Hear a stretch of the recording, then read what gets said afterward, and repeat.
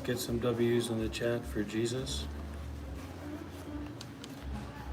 Well, it's up to you. W's or L's in the chat for Jesus.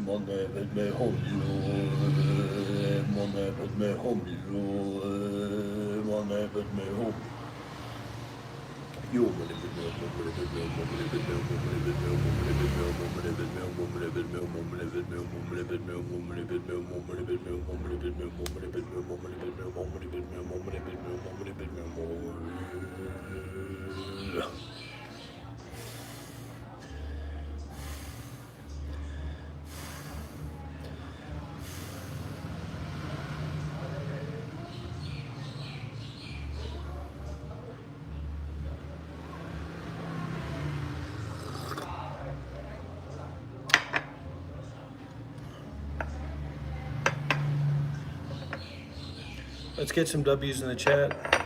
Leave a like if you haven't already. Feel welcome to share this live stream with your grandma in Tucson.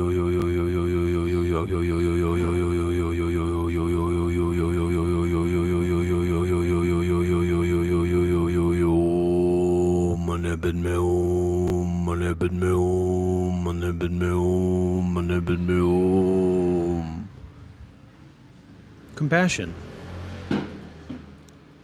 Not some kind of complicated thinking or weird thinking, as a lot of people get involved with very often, over-sexualizing themselves and people in the world.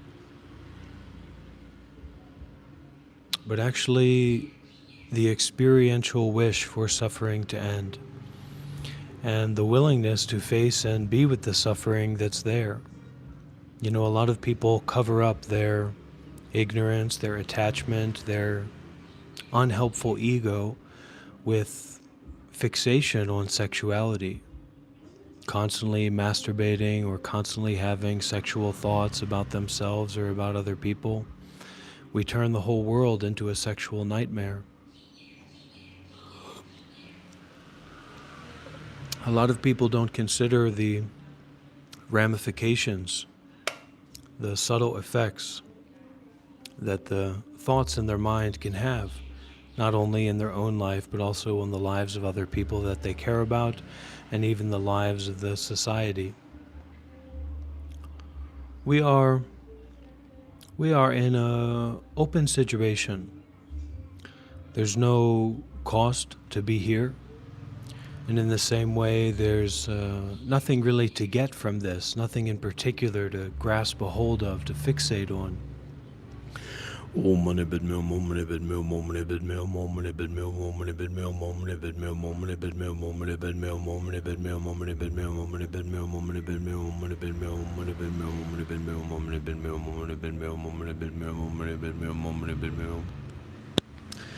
For me, in terms of my ego, in terms of my identity, you know, I take this very seriously because this is my livelihood. You know, this is my work. This is my heart work. This is where I put myself, I put everything that I have into this. And what is this? Well, I guess that's kind of the invitation.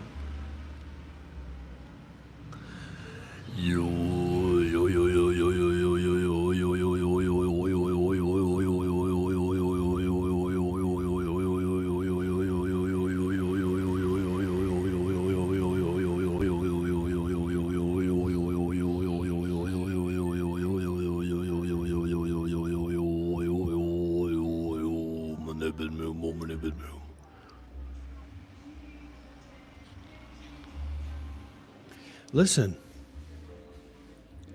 we might have a lot of complicated thoughts about the people on the moon, or the people on the street, or the people.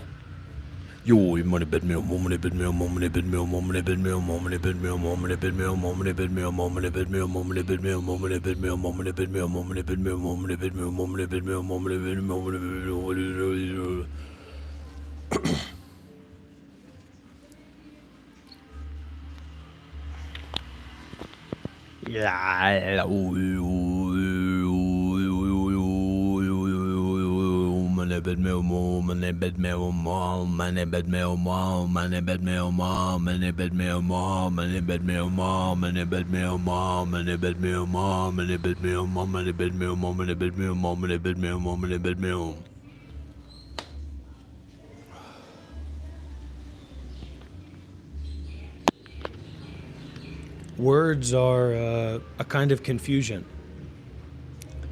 Where did words come sound? Where did words come from? They come from sounds. Oh, oh, ah, he, ah, he, ah, ah, oh, oh, he, he, oh, oh, oh, oh, oh, oh, oh, oh, oh. And then you've got Santa Claus. Words coming from sounds becoming Santa Claus. Raise your hand if you're here and you believe in Santa Claus. Raise your hand if you're here and you believe in Jesus. W's in the chat if you believe in Jesus. W's in the chat if you believe in Santa Claus. W's in the chat if you believe in me. Let's get some big W's in the chat, everybody. Yo, money bed meal, money bed meal, money bed meal, money bed meal, money bed meal, money bed meal. Namo Guanji Imbuza, Namo Guanji Imbuza, Namo Guanji Imbuza, Namo Guanji Imbuza, Namo Guanji Imbuza, Namo Guanji Imbuza, Namo Guanji Imbuza, Namo Guanji Imbuza, Namo Guanji Imbuza, Namo Guanji Imbuza.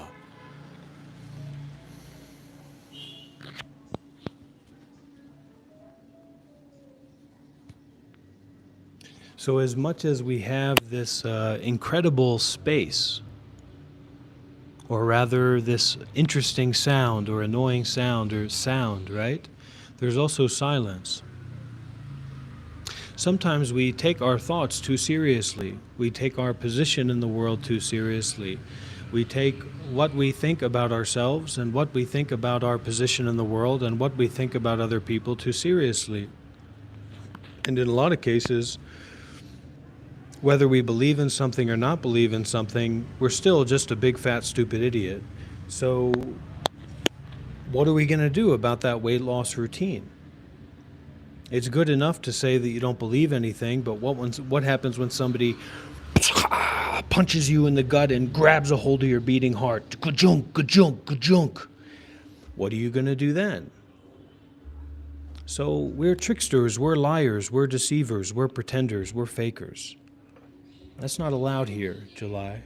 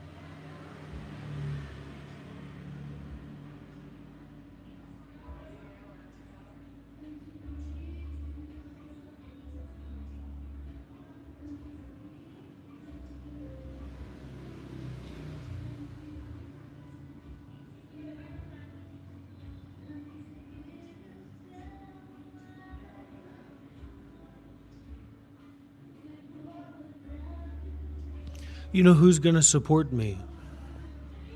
Who's going to take care of me? Who's going to make sure that my needs are met? Who's going to make sure that people aren't mean to me?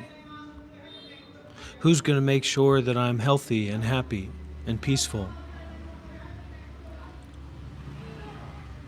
Who's going to make sure? Who is the sound that an owl makes? Ooh, ooh, ooh, ooh, ooh, ooh,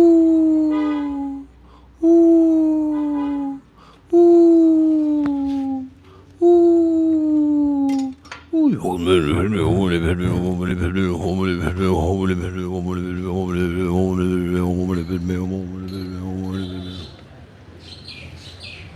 Oh, money bid me home, ho, money bid me home, ho, money bid me home, oh, money bid me home, money bid me home, money bid me home, money bid me home.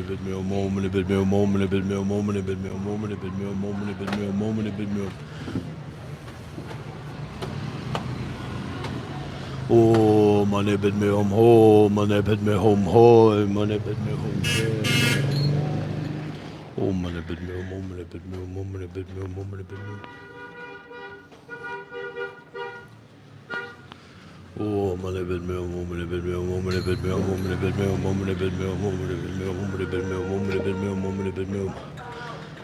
Oi, money bid me home, oi, money bid me home, oi, money bid me home, oi, money bid me home, oi, money bid me home, oi, money bid me home, oi, money bid me home, oi, money bid me home, oi, money. Cảm ơn thầy. Oi, money bid me home, oi, money bid me home, oi, money bid me home. Bánh bao nóng hổi thơm ngon đây. Bánh bao đặc biệt, bánh bao đây.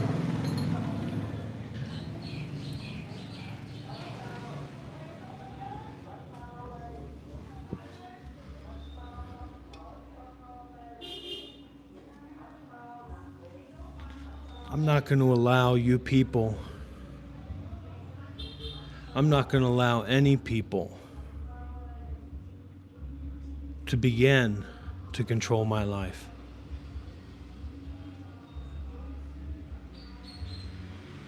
Nor am I going to be convinced that there is anyone at all, anywhere.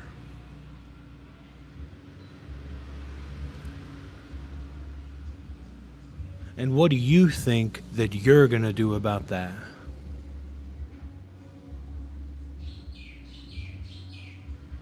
Why do you care so much about what you think?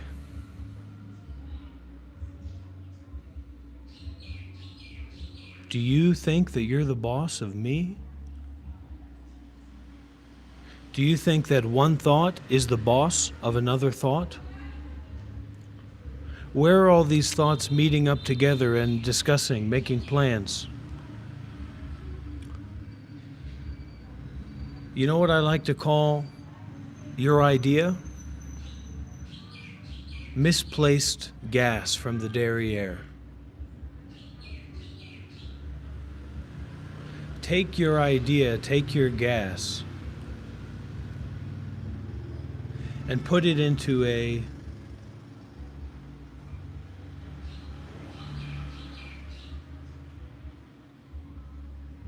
take your gas,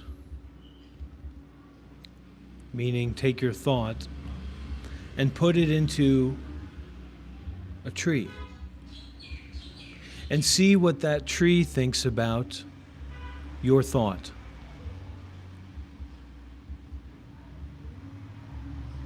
Go and see what that tree thinks about your thought.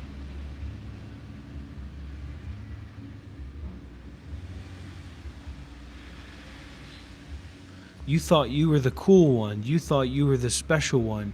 You thought you were the one that was going to be in charge from now on. Is that what you thought? I got a news flash for you.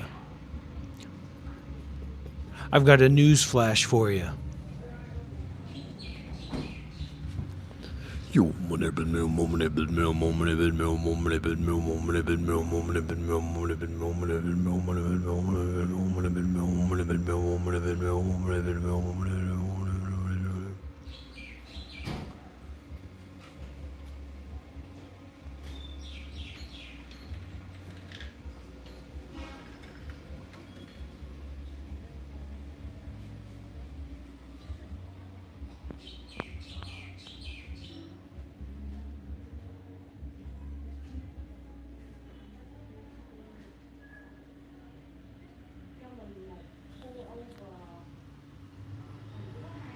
People aren't going to come in here and tell me what to do. I'll tell you that right now.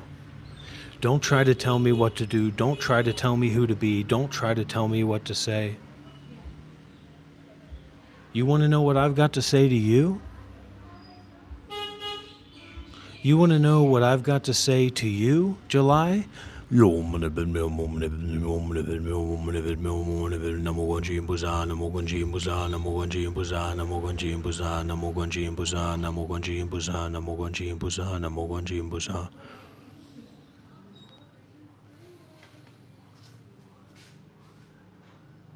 I've got your problem right here. I call this the pro, and I call this the blem. You want a pro first, or you want a blem, or you want a blem up? You want a blem up?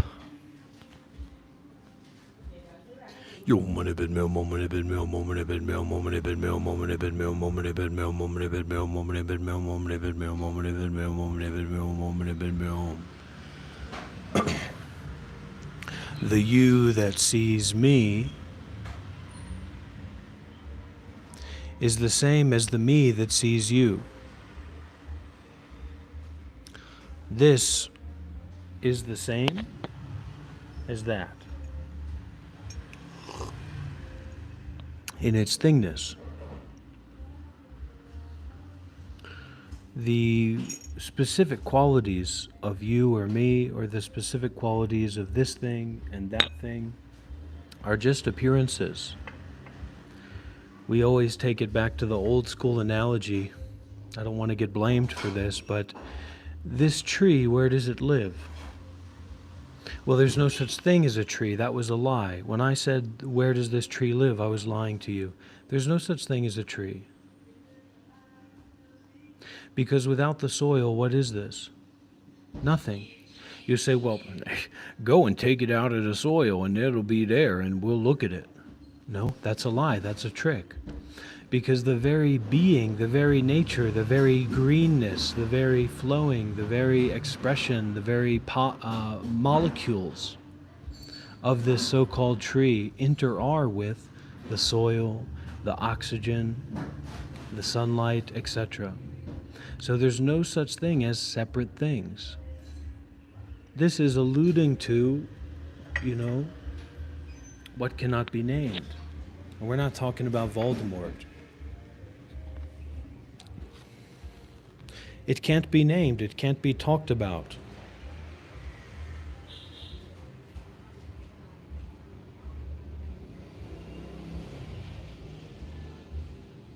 What did they teach you in the school? They said, the water in your cup is worth a dime in the cup. Water is money. That's what they say, isn't it? They say water is money. So drink up.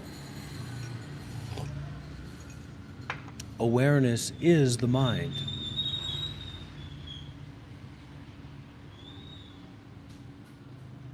Non-thinking is the true self.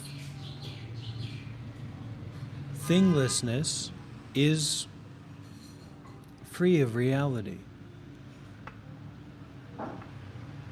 Just like space is free of blockages or barriers or boundaries. You can ask me a question, but first of all, I want to get some W's in the chat. We don't do this for free. Somebody's got to eat. Somebody's got to pay. Let's get some W's in the chat. Leave a like if you haven't already. What did they teach you at boarding school? They said nothing in life is free. Don't expect you're going to get a free ride here.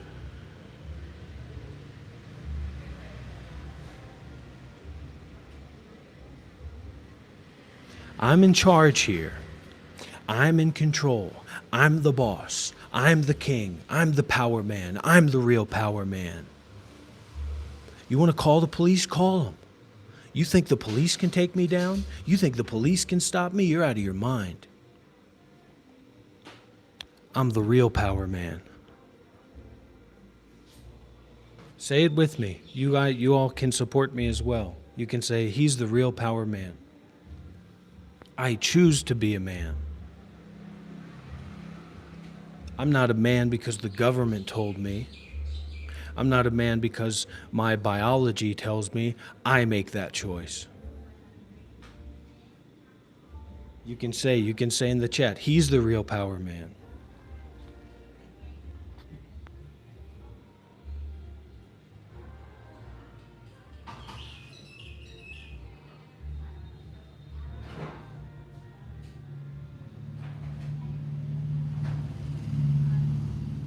You think they're going to be able to lock me up in a psychiatric ward?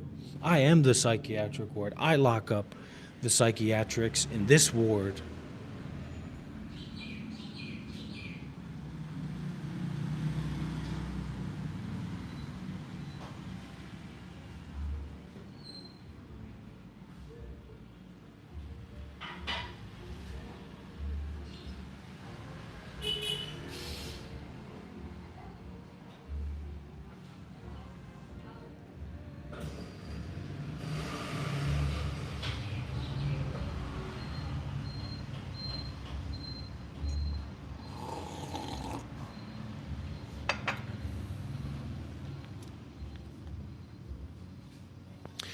You know, Miss M, there's a bit of a Freudian truth there.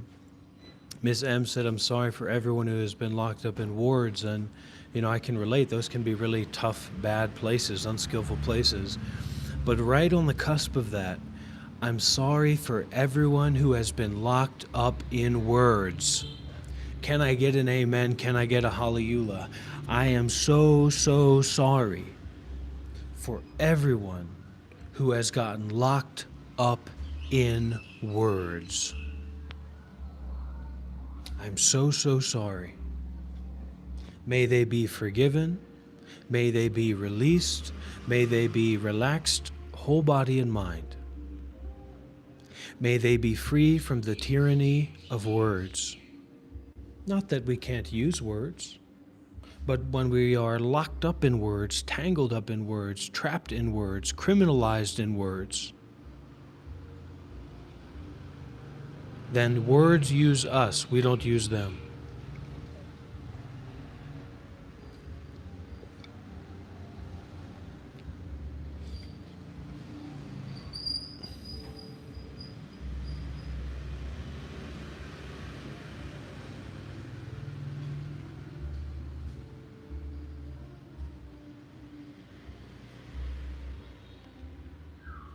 Are potatoes real? Am I real? Are you real? Is the firmament real? Are we in a hollow sphere? Is reality actually a hollow sphere? It is. In the sense that reality can be anything, which it can't. Which is why everything goes along as it does. But answer me this, are you real? Not reality. Don't get into any other words. Don't get into other fake BS. Are you real?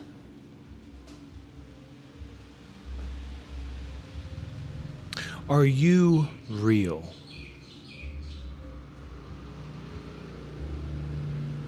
And what exactly is real?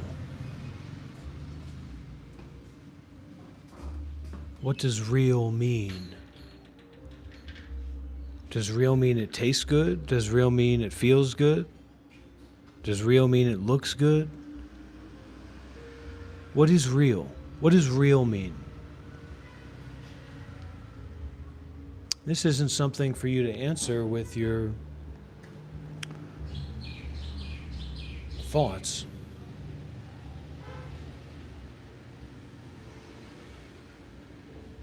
This isn't something for you to answer with your thoughts.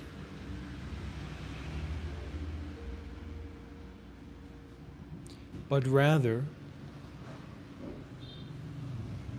to eat the moon and to drink the ocean.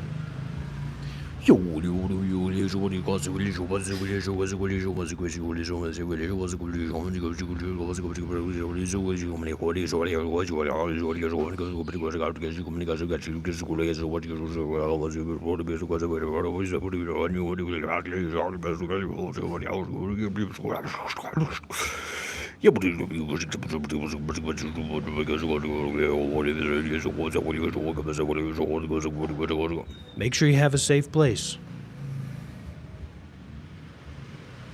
Make sure you have a safe place to be right now, and make sure you have a safe place to go. Because there already has been quite a lot of tantra in this live stream.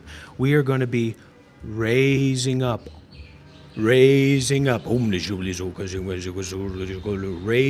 our consciousness, raising up our vibrational attunement to get closer and closer to the hollow sphere. So I'm gonna keep everything well-minded and balanced. I'm a balanced guy.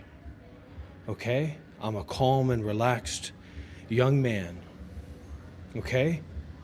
But you have to be ready and willing and able to be safe, to feel safe, to know safety. Not because you have to, because actually the intensity or the vulnerability or the heat is just like a medicine to help us relax and release the whole body and mind more and more and more.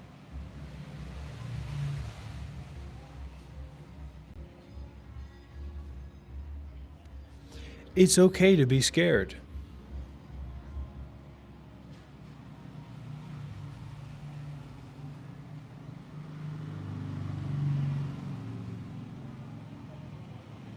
Okay, Morpheus, that's your final warning of nastiness. You can be nasty, but don't tell everyone you're being nasty. Just be nasty.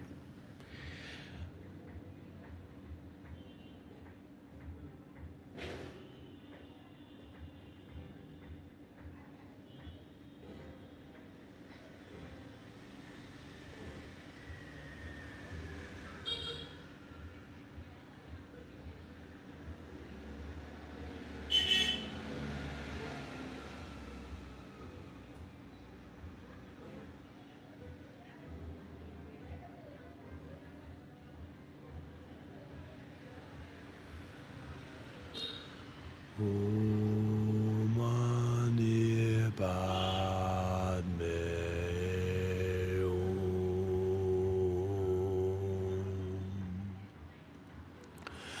Hum. Om Mani Padme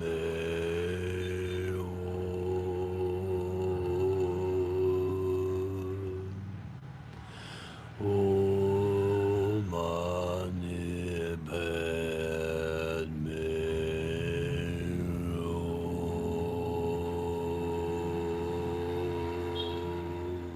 Hum. Om Mani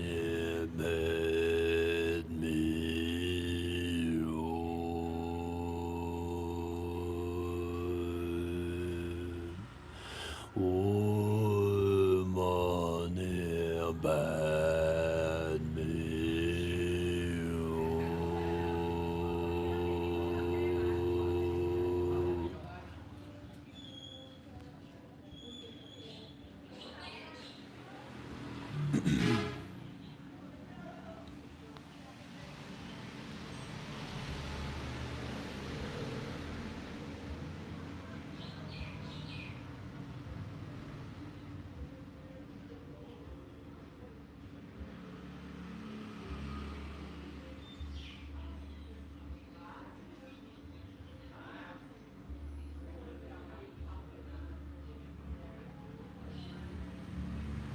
I don't know. I don't really know what death is. I'm not. I'm more of an autist. I'm an autist artist, and there's just a lot of things that I don't really I don't know what they're talking about. And I remember one of the first teachers, really, yeah, the first teacher that I super resonated with was this monk named, some of you may know about him, Master Sunim Poha Sunim. And I did a retreat with him, firstly in America, when I very early on, before I was a monk, and then in South Korea, last year or 2 years ago or whatever. And the way that he would teach the Dhamma and talk about, this truth, basically, if you understood what he was saying, you were wrong. And for me, I was home. I was safe and sound. I was on home base to be in a place like that. And one of the, not to get off topic or on a tangent, but one of the things I've been kind of listening in on and tuning into recently is the non-duality teaching, like radical non-duality, where they say, they start with an introduction and they say, this is nothing. There's nothing to get here. Everything is already done. And then people say, well, what about yesterday? And they said, there is no yesterday, there's no self, there's no you, etc. They give like this introduction and then they just sit there. And I think that's fine. I mean, they're coming from a tradition. They have some, apparently, idea of what they're doing. That's why they're doing it that way. But for me, why just sit there? Why not be a complete, total lunatic? And actually, I don't. I think that's we haven't really addressed ableism. So, using it in that way it's not really realistic, because no one is a quote-unquote lunatic. People are going through things. People are experiencing things. People have a certain kind of mind, right?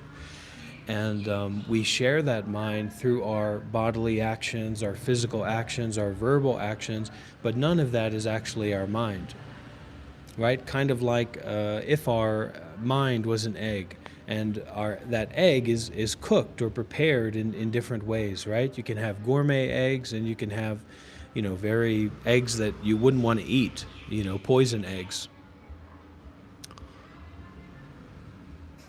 But I don't want to get into all that right now.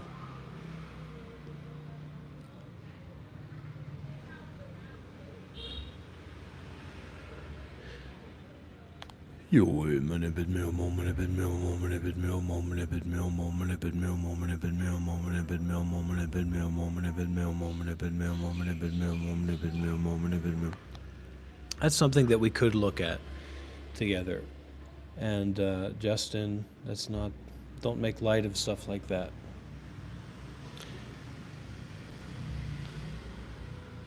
That's one of the travesties how oversaturated and how lost in consumption and complacency we are as human beings, is that we're so easy to just make light of horrible things going on. Meaning we don't really engage with them or work with them, and then we use them as insults. Ways to play around. And trust me, you don't want to play around with me. You come here and you try to play around with me, I got 2 words for you. Play and around. And right here is your let's. So let's play around. Okay? Better watch out. You better be careful. Ye who know not what ye does receives Satan's meringue pie.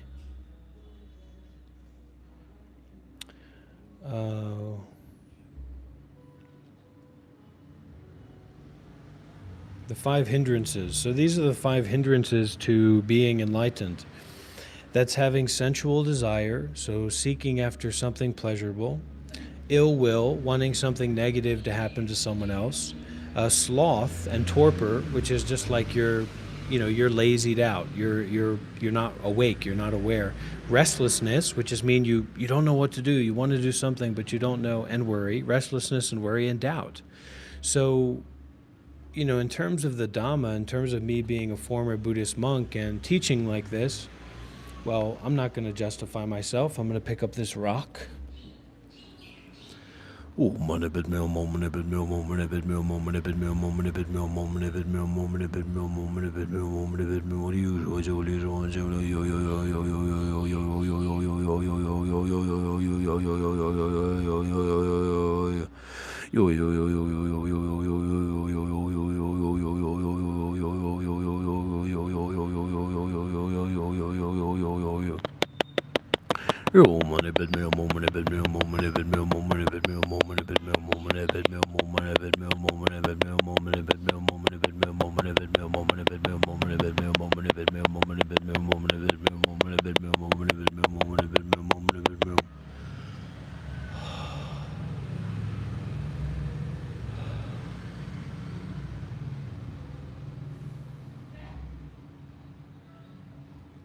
You just got to relax, man.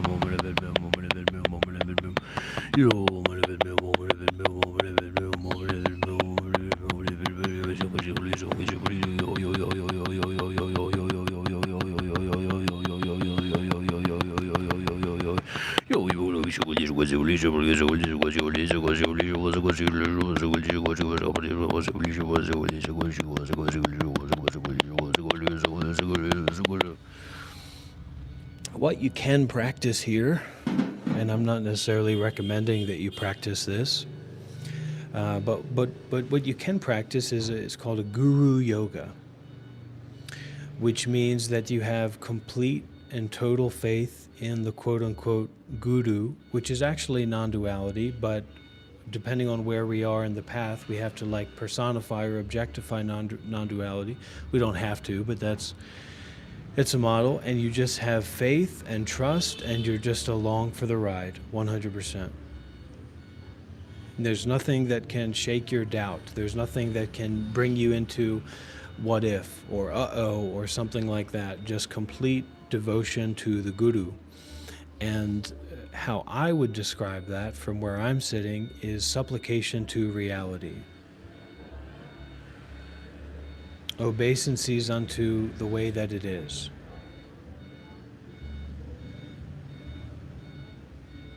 You know, I can feel the juice machine in my gut makes different feelings, makes different juices. The breathing's happening, la-di-da-di-da, etc.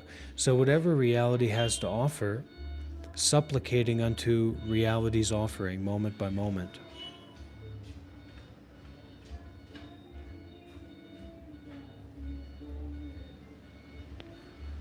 People come in here and they try to be in charge. They try to tell me what to do and what to say, and you know, they try to tell me this is how things are now because I've arrived. Who are you? You're nobody. You're not a worthwhile student. You're not a good candidate for training. You're off your rocker. So, you know, you're welcome to be here. You can be here, but if you want to be here, you better start by shutting up and listening. You see? And if we learn how to shut up and listen to ourselves or listen to reality as it is, we can actually find out that there's a lot more freedom in our supposed lives than we think that there is. A lot more freedom. And I'm not just talking about freedom to go and do things in the shadows like getting high or getting drunk or whatever you're going to go and do, but actually this freedom of access to renewal. This access to not thinking about reality and just experiencing it as it is.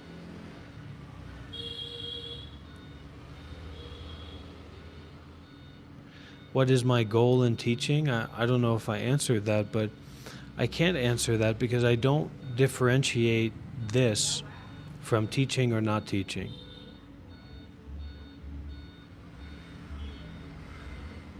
Good. It's not the pain meds. It's the magic of seeing.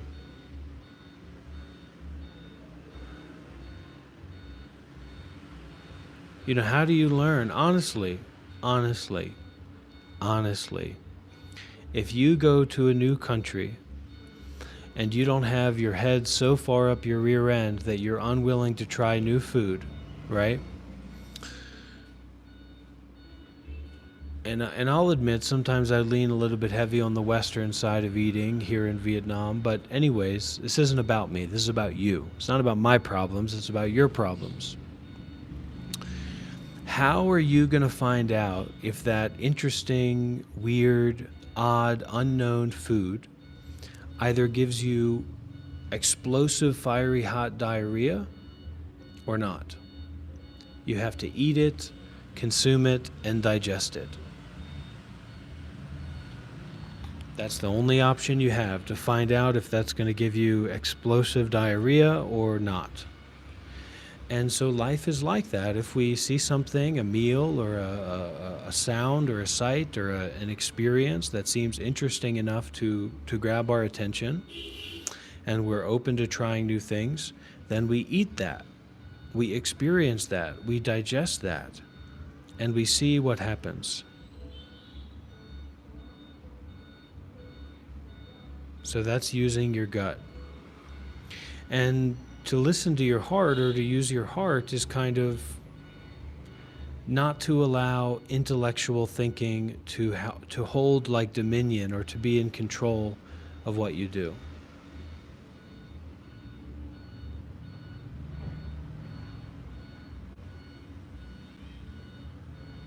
Well, I would pose a question back to you, guilt. Is nothing real? How do you answer that? Is nothing real?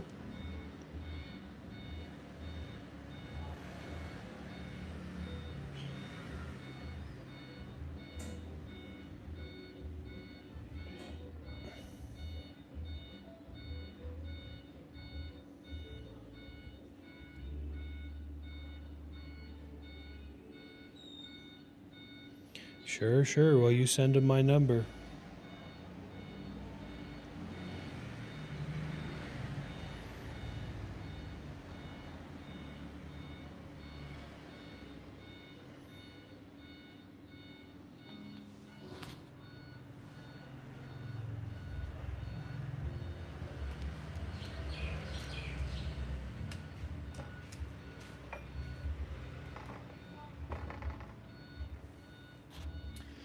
Well, where do you start to play a video game? Where do you start to watch a movie? Where do you start to watch a TV show? At the beginning. So where's the beginning? And is the beginning actually beginning? Does the beginning ever have an ending? No, that's why they call it the beginning. So this is a beginningless and endless beginning. Then we can just sing a song. Here is the pure land is here. I smile in mindfulness and dwell in the present moment. The Buddha is seen in an autumn leaf. The Dharma is a floating cloud. The Sangha body is everywhere. My true home is right here. Breathing in, flowers are blooming. Breathing out, I am aware that windows are closing, birds are singing. My true home is right here.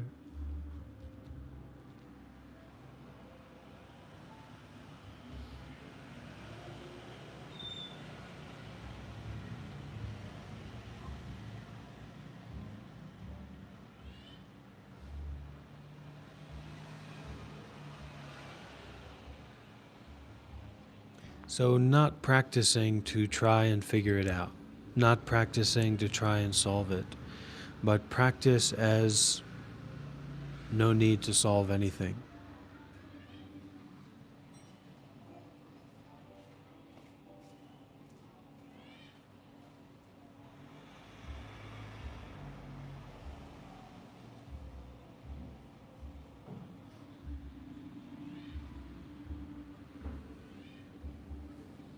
Because I said so, and I'm the boss.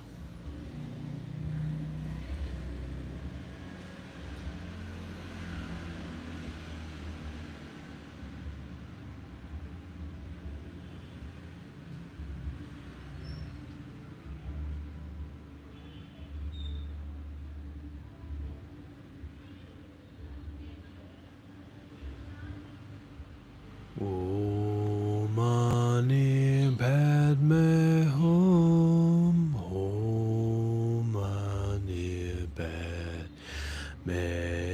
Hum. Mani Padme Hum. Om Mani Padme Hum. Don't try to come on here and tell me what to do, or tell me how to be, or tell me what to teach, etc.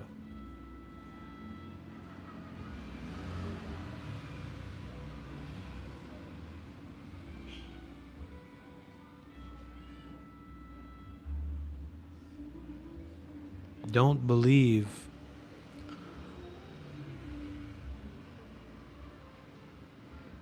in anything, in any particular thing, in any particular situation, experience, thought.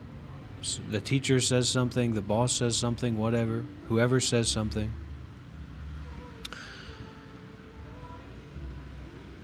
As much as you believe that, hold equally non-belief. So keep this kind of balance, that balance is easier to return to awareness. If something is particularly lopsided, like you really believe that, or you really don't believe that, or whatever, it's very difficult to feel a natural return to awareness. But if you can recognize as much as you believe that, to equally not believe that, it's very simple to come back to awareness and to actually practically make use and work of the situation or the experience or what have you as it is. You're not a suitable student. You're not in a position to be trained.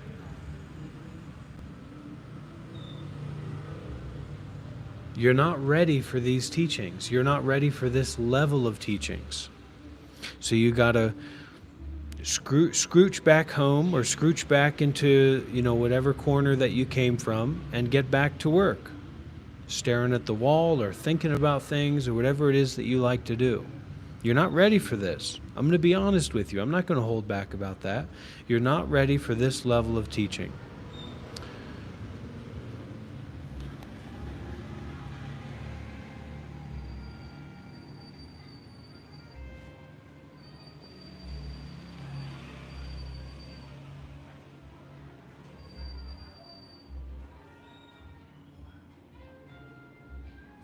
Nobody needs to be ready for anything. We're not going to war. I'm not here to force you into a fight. I'm not here to force you into a training regimen. I'm not here to force you to go to school. I'm not here to force you to do anything.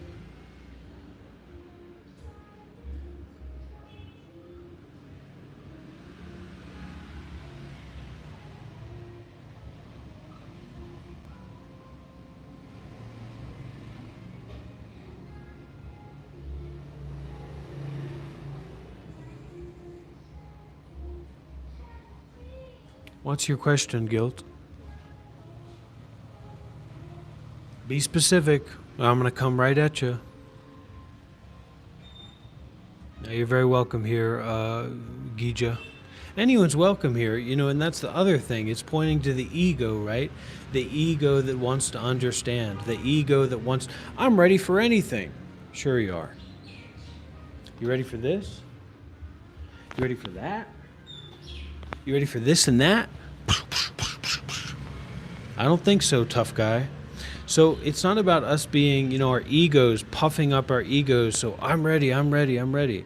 Be ready to shut up and listen. That's the best kind of ready that you can be. Be ready to not be in a hurry to understand. What is time? You're just farting around. You're speaking with your ass and you think you're speaking with your mouth. You're not listening. Okay? You're just taking your head out of your own ass long enough to push the gas out of your ass, out of your mouth.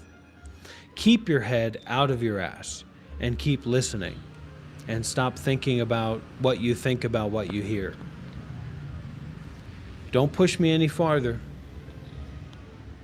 Don't push me any farther.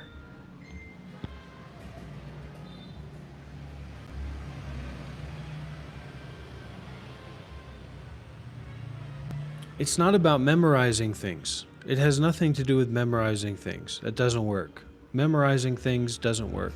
I love Vietnam, but this is my last day here.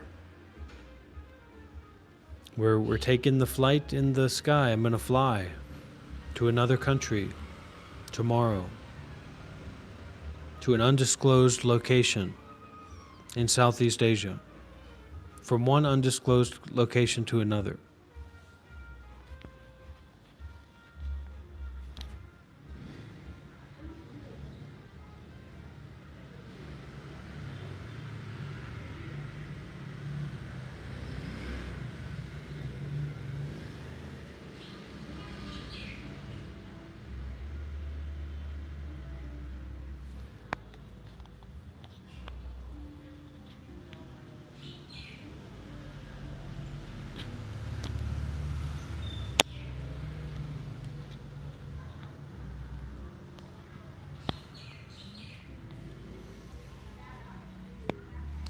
Who here is ready to go to the next level? Who here is ready to take this to the next level? 10, 9, 8, 7, 6, 5, 4, 3, 2, 1.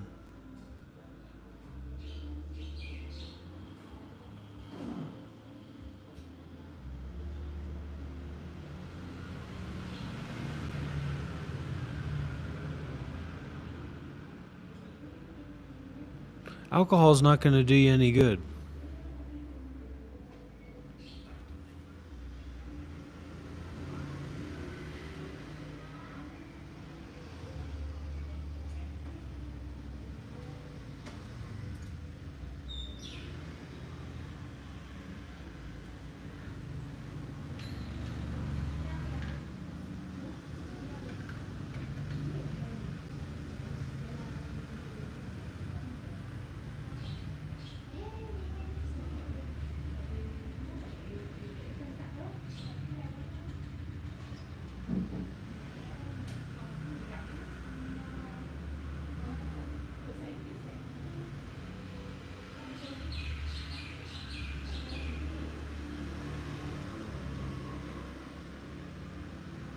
You ever heard that song?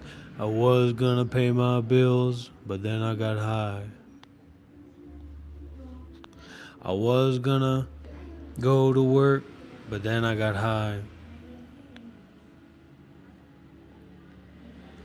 I was gonna plan my life, but then I got high. Hey, hey, hey, oh, I got high. Yeah, I got high. Yeah, I got high. Boop, boop, boop, boop, boop, boop. But we're talking about high in a spiritual context. High in terms of authority in relationship to the hollow sphere. So we're not talking about getting low. Because when people smoke weed, I mean, they're not high. They're low. They're getting low. And that's not what being high is really about. Right? High is about mindfulness and detachment. To really get high means you're really mindful and you're really detached. Paul, you have to spend time with yourself in undifferentiated awareness. What that means is that, okay, let's say, for example, that I have to pee, which in fact I do. All right, so I can see that as just sensation, or I can say, oh my gosh, I have to pee.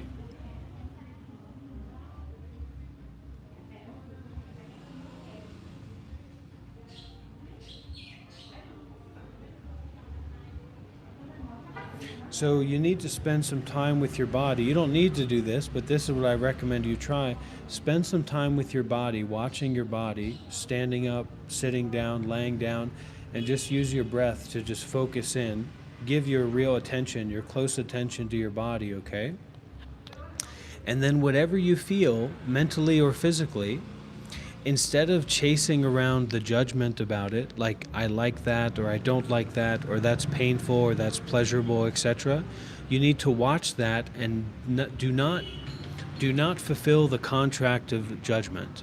Do not perpetuate the legitimacy of that judgment, of that being good or bad or right or wrong or liked or disliked, pleasurable or painful. You just experience it and you ignore it. So you need to learn to experience things and ignore them, basically. You need to practice that experientially. Ultimately, people don't give a shit about other people or the environment or whatever. People's main focus, the main horsepower and attention of their mind is internally. It's their own body and mind, and maybe their family members. So probably most of the thoughts about other people are the kind of thoughts that you have about other people thinking about you. Self-conscious thoughts, right? We feel self-conscious about being in the environment with other people.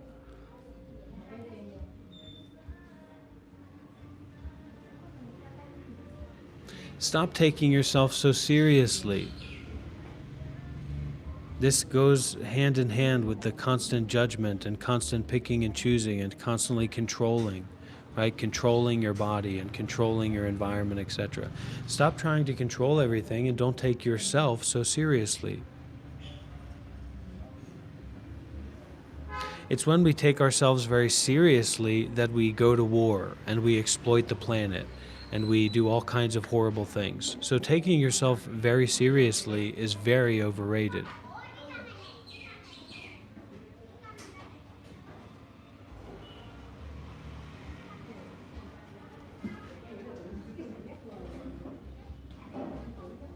Don't give special importance to thoughts. Don't chase thoughts around all the time. Just because you think something, just because someone said something, just because you responded to what someone else says, let it go.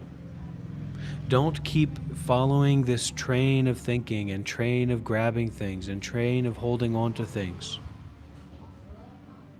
Like guilt, very attached to time, attached to the word, the sound, the concept, time. It's just holding on to things is a kind of stupidity.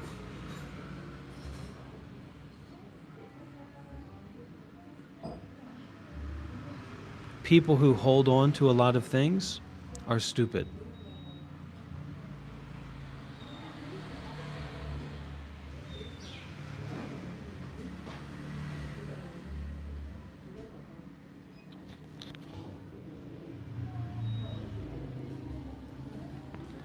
Let people process their own bullshit.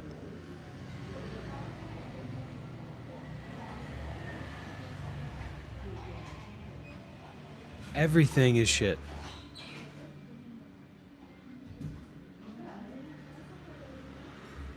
Everything is nonsense. Everything that you think is impermanent. Everything that someone else thinks or says is impermanent. What's the purpose of your shit in the toilet?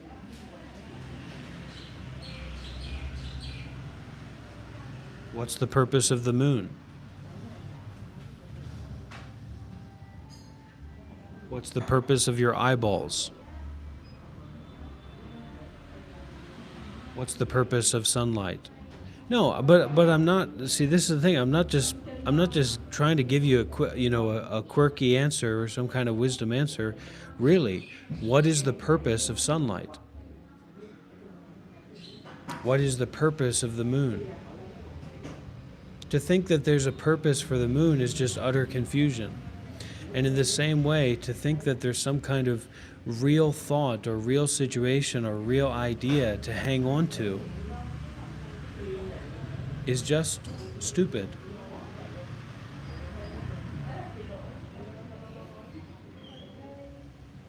There's nothing to hold on to. You can't hold on to anything. There's no purpose in the eyeballs. There's no purpose in seeing. The eyeballs are just the eyeballs. Seeing is just seeing. See, we're adding on all these extra layers of conceptual thought onto things or onto appearances.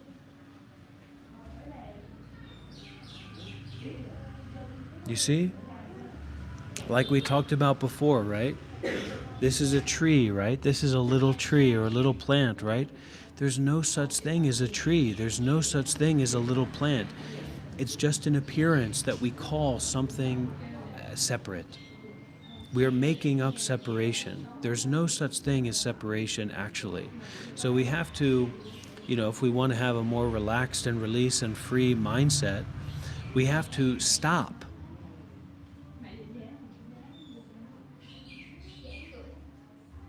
"100%. Stop the whole body, stop the whole mind, stop the whole world, stop everything. To be able to listen, to see clearly." Okay, so in the same way that Magic Johnson, you're saying like you can't see without eyes, or the purpose for the eyes is seeing, right? That the eyes have a purpose.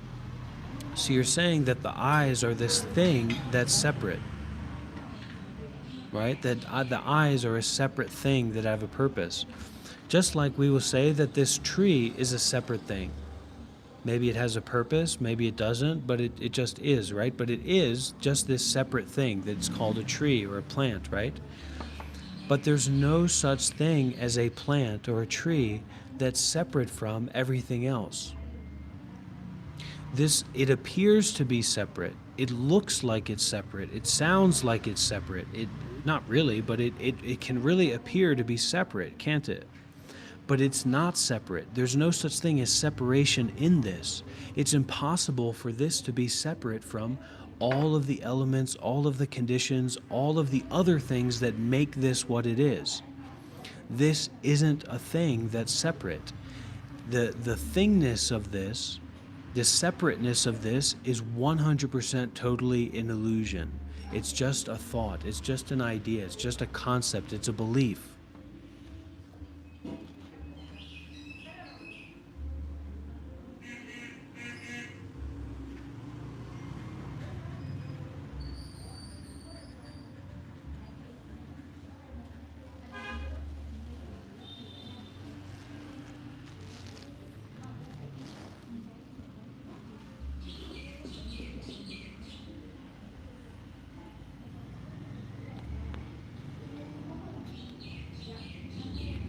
That's a little bit better, Magic Johnson. I appreciate you. I'm glad you're here. I know a friend when I see one.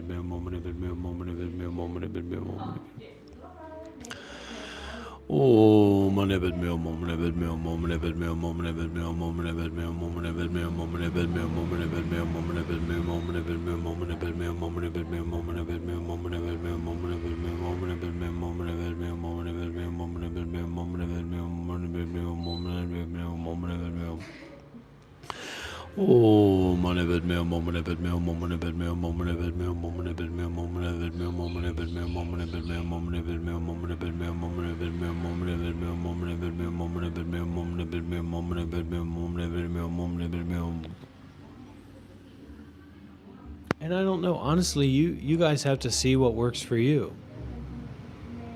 It's not just about having a bunch of ideas about this or what you experience or what you think about this. Life isn't just about what we think about things. If life is just about what you think about things, then just go in your room and think up whatever you want, but you can't do that, right? So you kind of have to eat this experience. And if it feels good or if it makes sense or you can make use of it, then that's great. But you may be in a position where you don't really know what to make use of and what not to make use of, because you're totally locked into a state of consumption and complacency. So you may want to just work with the fact that you can't really understand what this is. Now that I'm saying that, of course, it gives you a cheat code. You can, you can put together some nonsense about, oh, I figured it out, he's doing this or doing that. But really, when you just show up here and you just start to experience that, that's not explainable. We don't know what that is. I don't even know what it is. I don't even know what's going on. So just being open to that not understanding, being open to that unknownness of direct experience. Like how much of direct experience can be totally unknown.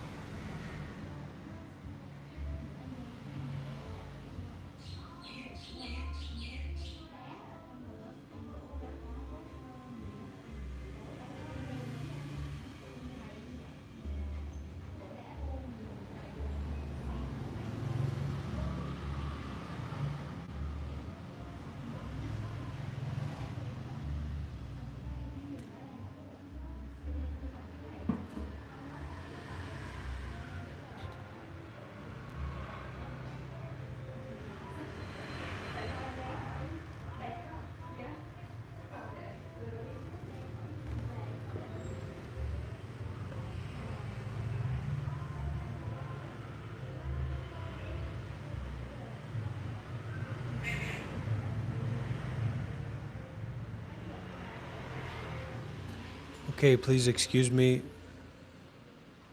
I'm going to go use the restroom, and I'll come back and we'll continue. There's a lot more fun coming up, a lot more wonderfulness.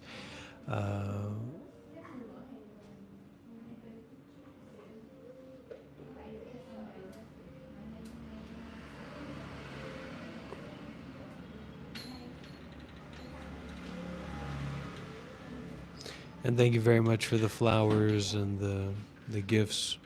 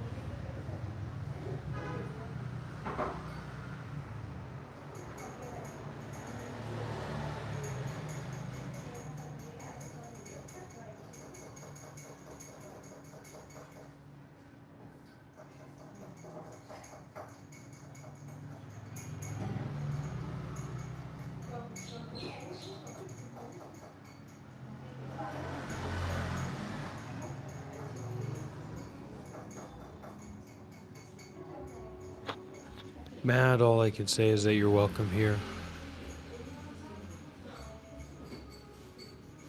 Welcome to be at peace in this wonderful, precious moment that we call life.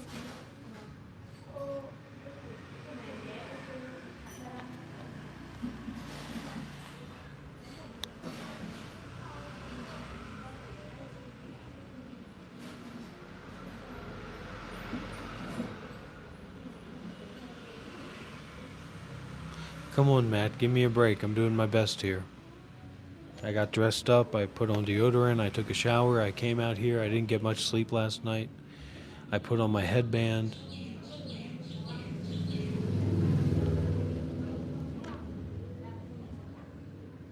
Give me a break, Matt. Can you do that?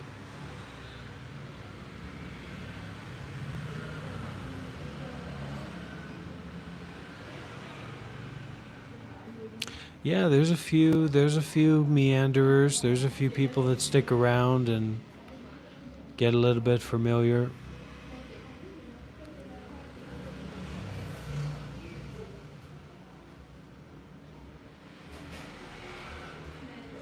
So all I can say is that I hope it helps. Well, I'm lucky they let me stay here. You know, Vietnamese people tend to be very open-minded and flexible and very kind, and it's different. You know, I mentioned before about, you know, they look at people's energy more to connect with the energy than the outward appearance.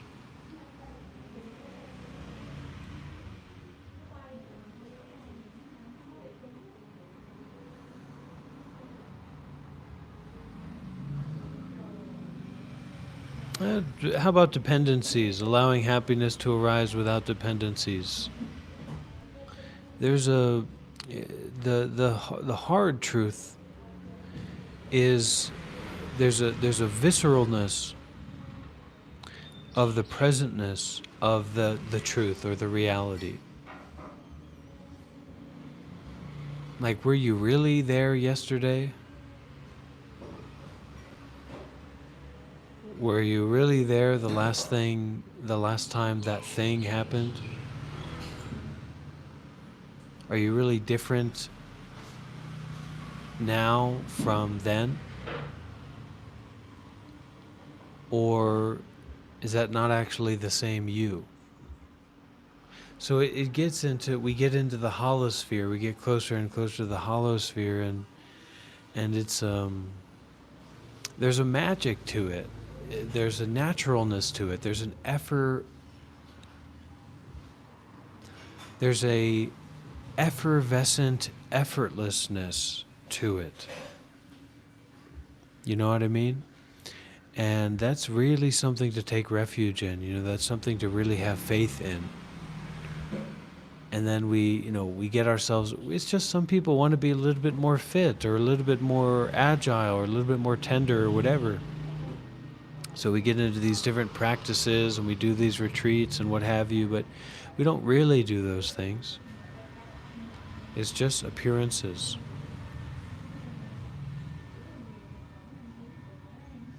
You know, there's no differences in momentlessness.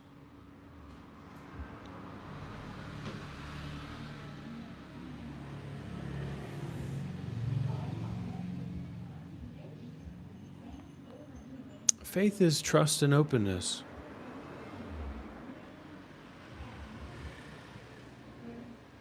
Faith is like continuous investment. Yeah, something like that, Ashton. But not exactly that, but something like that. Because as much as we aren't really here now, that's just understandable because the opposite goes together with it. So we're not denying one thing to, lift up the other thing. Give me a break, DD. I'm doing my work here. I'm doing my meditation class here, my Dharma teachings here. So give me a break, please. No, it has nothing to do with belief, Nightmare. It means that you're willing to let go of your own belief and look at what's actually happening that's not based in beliefs. Like this coffee cup doesn't give two flying farts about your belief. And yet this coffee cup is completely viscerally alive and real and in your face, you know what I mean? So it's like if you can't even stand up, your beliefs can't even stand up to a coffee cup, why are you really holding on to them so tightly? It's just a little bit ridiculous. It has nothing to do with not being practical or not being aware, but it's that awareness or that intelligence comes from a less contrived place, a more practical and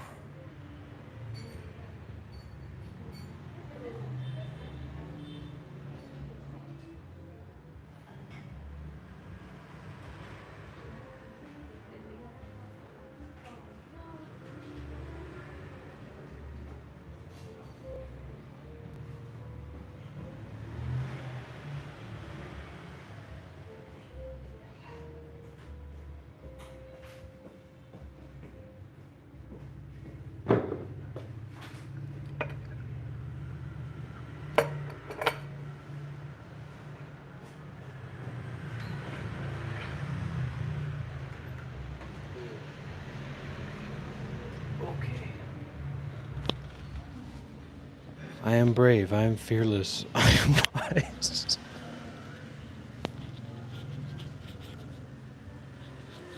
I.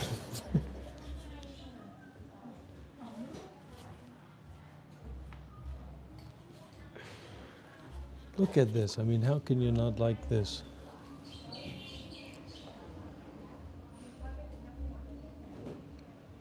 You can't learn taste. So it's just something that we.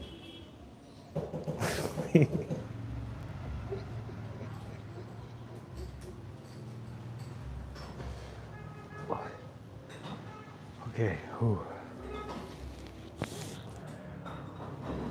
Put the hat back on.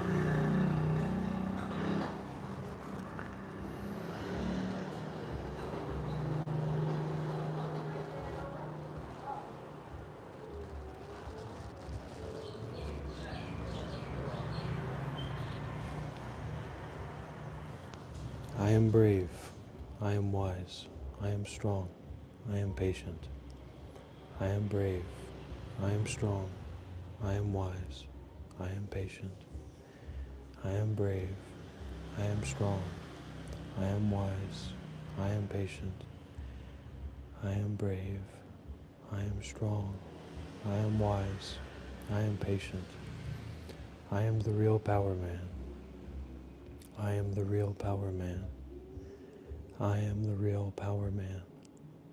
I am the real power man.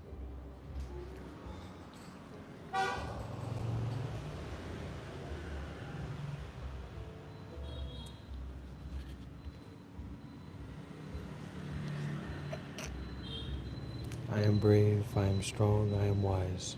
I am brave, I am strong, I am wise. I am brave, I am strong, I am wise.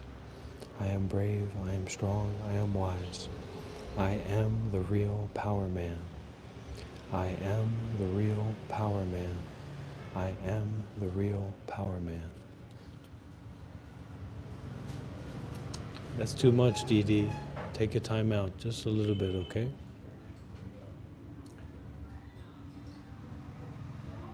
Let's put that in timeout too, 10 minutes.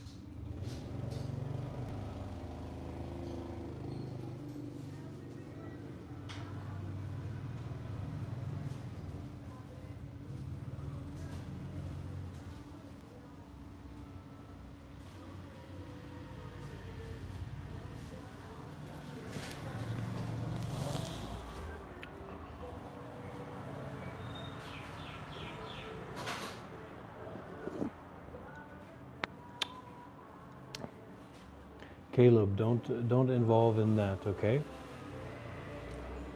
Just 1 minute timeout.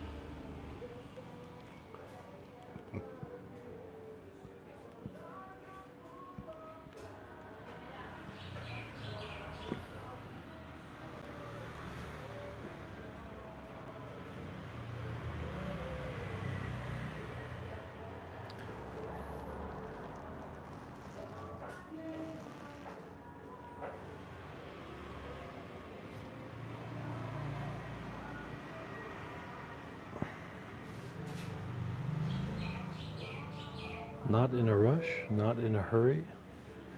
Not in a rush, not in a hurry.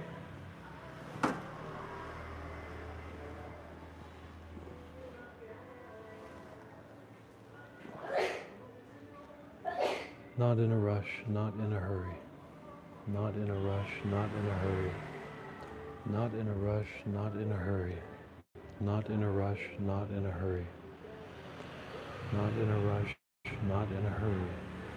Not in a rush, not in a hurry. Not in a rush, not in a hurry. Not in a rush, not in a hurry. Not in a rush, not in a hurry. Not in a rush, not in a hurry. Not in a rush, not in a hurry.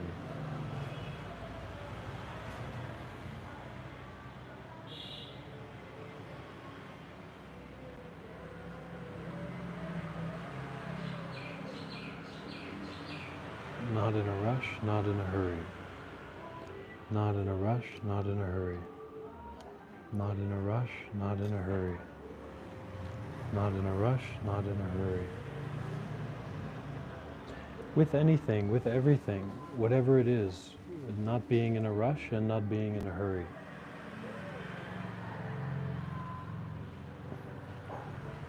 That's really, we make a lot of stress, we make a lot of problems because we're in a rush and we're in a hurry, you know, to do something, to go somewhere.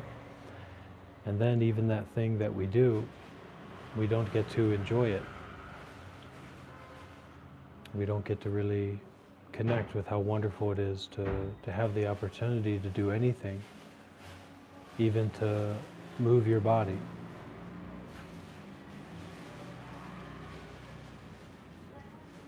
Right? Just moving your body is kind of like miraculous, kind of like wonderful.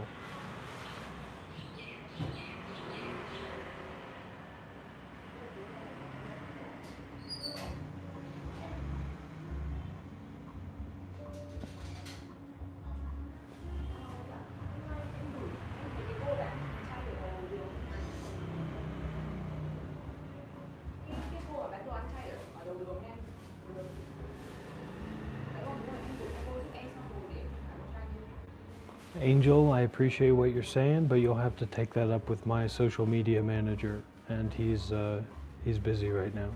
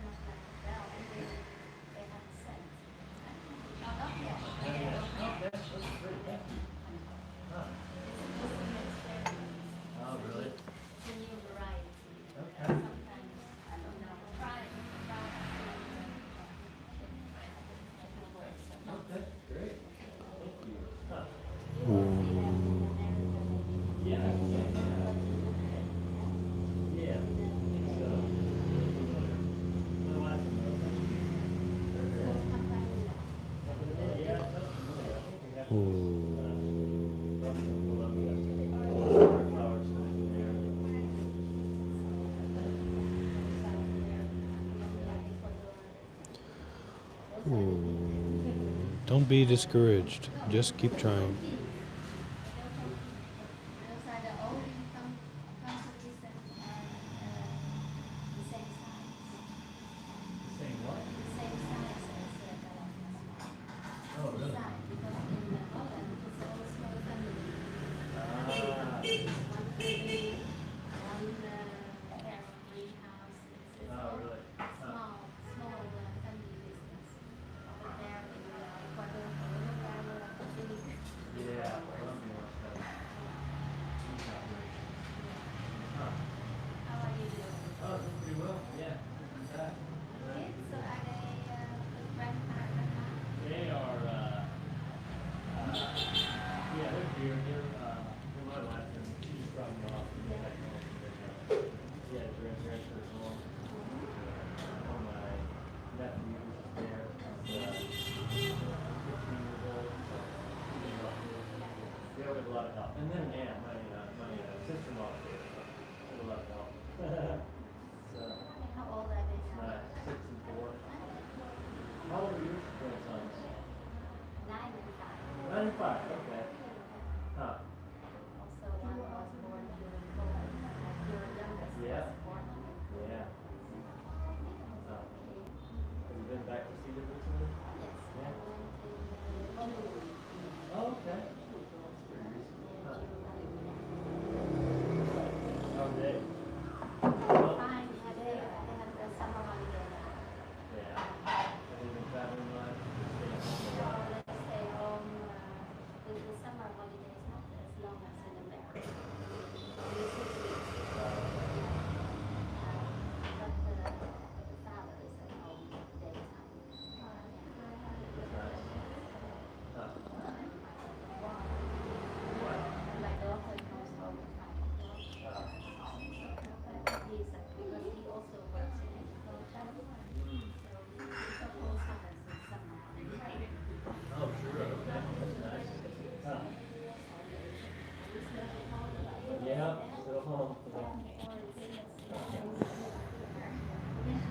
Yeah, they do. Yeah. You go crazy because he sometimes go crazy. Yeah.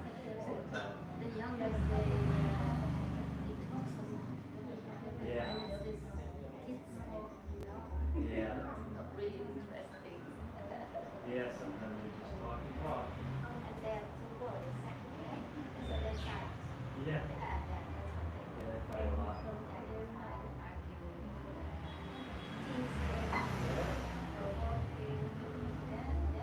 Oh, sure. Yeah. Yeah, they do a lot. They play a lot too. They play well. And, usually after a certain period of peaceful playtime, we know it's coming, and then there's just a big eruption, screaming, scratching. They scratch a lot. Not good. Yeah. Yeah, they're hitting, starting to hit more than scratch, but they're still scratching a little bit. I don't know. But they're mostly good, yeah. For the most part. Oh yeah, yeah, they haven't scratched a whole lot lately. They used to. Yeah, they're mostly good. They do require a lot of protection. Yeah, that's true. Yeah, it's true. Yeah. Do this power play and later the population. Yeah, it's true. Yeah, they're learning. One of them is going in the first grade again for preschool. Kindergarten was really a good year for him. First grade. Yeah, they learn a lot. It's cool. But,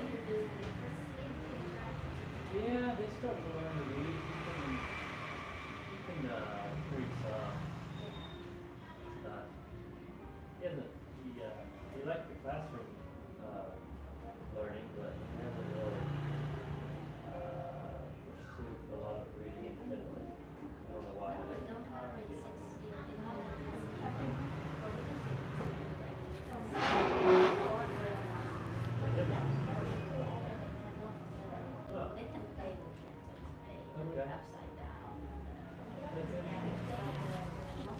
I am brave. I am fearless. I am strong. I am patient. I am the real power man. May I be free from suffering. May I be free from anger. May I be free from greed. May I be free from confusion. May I be free from worry. May I achieve all that I set out to achieve. May all barriers in front of me dissipate and disappear. May I find the way to end suffering in the here and now. May I find the way to help others in a way that is beyond words and thinking. May you be free from suffering. May you be free from greed. May you be free from anger. May you be free from complicated thinking. May you achieve all that you set out to achieve.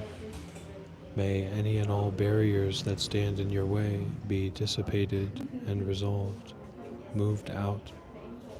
May you encounter no boundaries. May you encounter no difficulties. May all of your wishes come true. May all beings, whoever they are, wherever they are, be free from suffering. May all beings, whoever they are, wherever they are, be free from fear. May all beings, whoever they are, wherever they are, be free from greed. May all beings, whoever they are, and wherever they are, attain complete and total enlightenment. May all suffering end for all beings.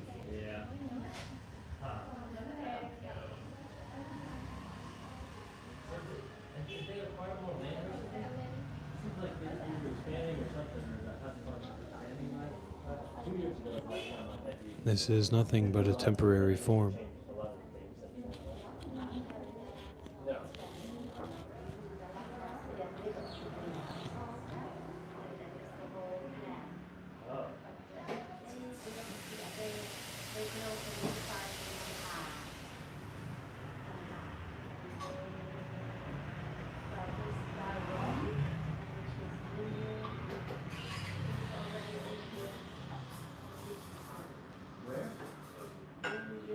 Oh, yeah. Second, right? Oh, okay, okay.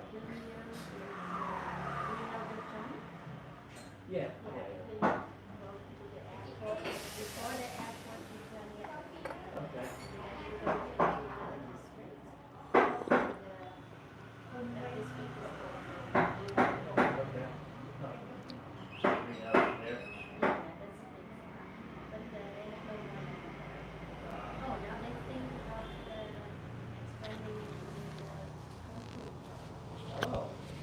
Because life is really unpredictable.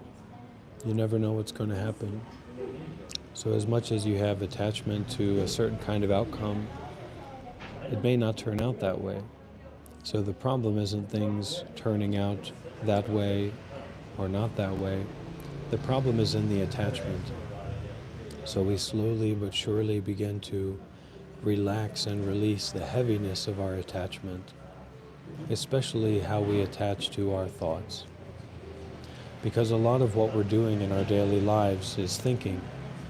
We're thinking about things, we're thinking about people, we're thinking about places, we're thinking about situations or experiences, those that we've had in the past, especially people who have dealt with trauma, but also thinking about those experiences that we want to have or may have in the future, whether that's a kind of salivatory desire for a very upcoming pleasurable experience, or a heart-wrenching fear of something that's coming up that we're afraid of that could be very difficult.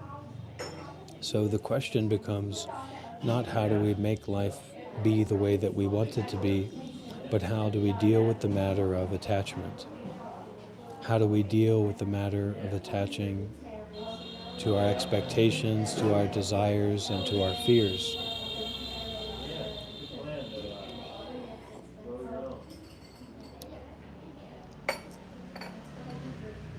Well, one way that we don't do that is by limiting our direct experience, the experience that we're having in the here and now, to our conceptual thinking about it. Because This experience is not what we think about it. It doesn't matter how strongly we think about it in a certain way. It doesn't matter if other people agree with us that we're thinking about it that way. The experience itself, the seeing itself, the hearing itself, the feeling in the body that you have right now itself, is not conceptual in nature. The body basically doesn't operate on thoughts. And accepting that the body doesn't operate through thinking, we have an entirely different perspective on which to view reality, to view our direct experience. So, a direct experience that's not based in words or phrases or thoughts or stories or concepts or beliefs. And the directness of this experience is very, very loud, very bright, very total, very complete. If we can allow ourselves to kind of reconnect or connect more deeply if we already feel connected to experience as it is, you may find that thoughts are actually impermanent. Thoughts are always changing. Thoughts are not totally complete or totally real or totally trustworthy. In fact, if you don't know how to not trust your own thoughts, then you are controlled by thoughts rather than you controlling thoughts. This is a problem that a lot of people have. It's very convenient for the advertising agencies. It's very convenient for people who want to manipulate you or control you. But if you can't stop thinking and look at reality directly, this is a very, very big problem. Because reality is not based in your thoughts about it.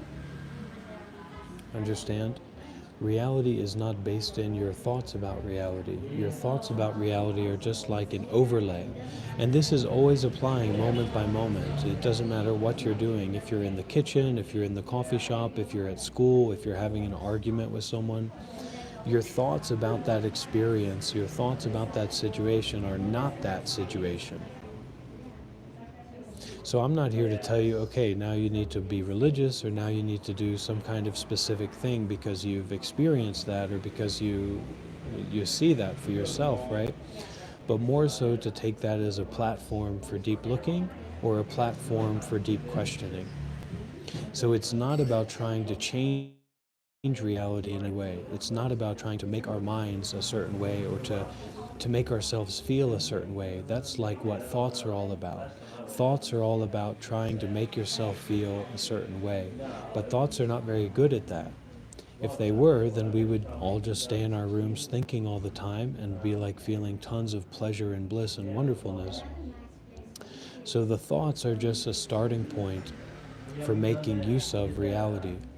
But when we're constantly thinking and we don't know how to stop thinking, thoughts are actually controlling you. They're controlling your capacity to see reality as it is and then to make use of reality in the way that you would like to.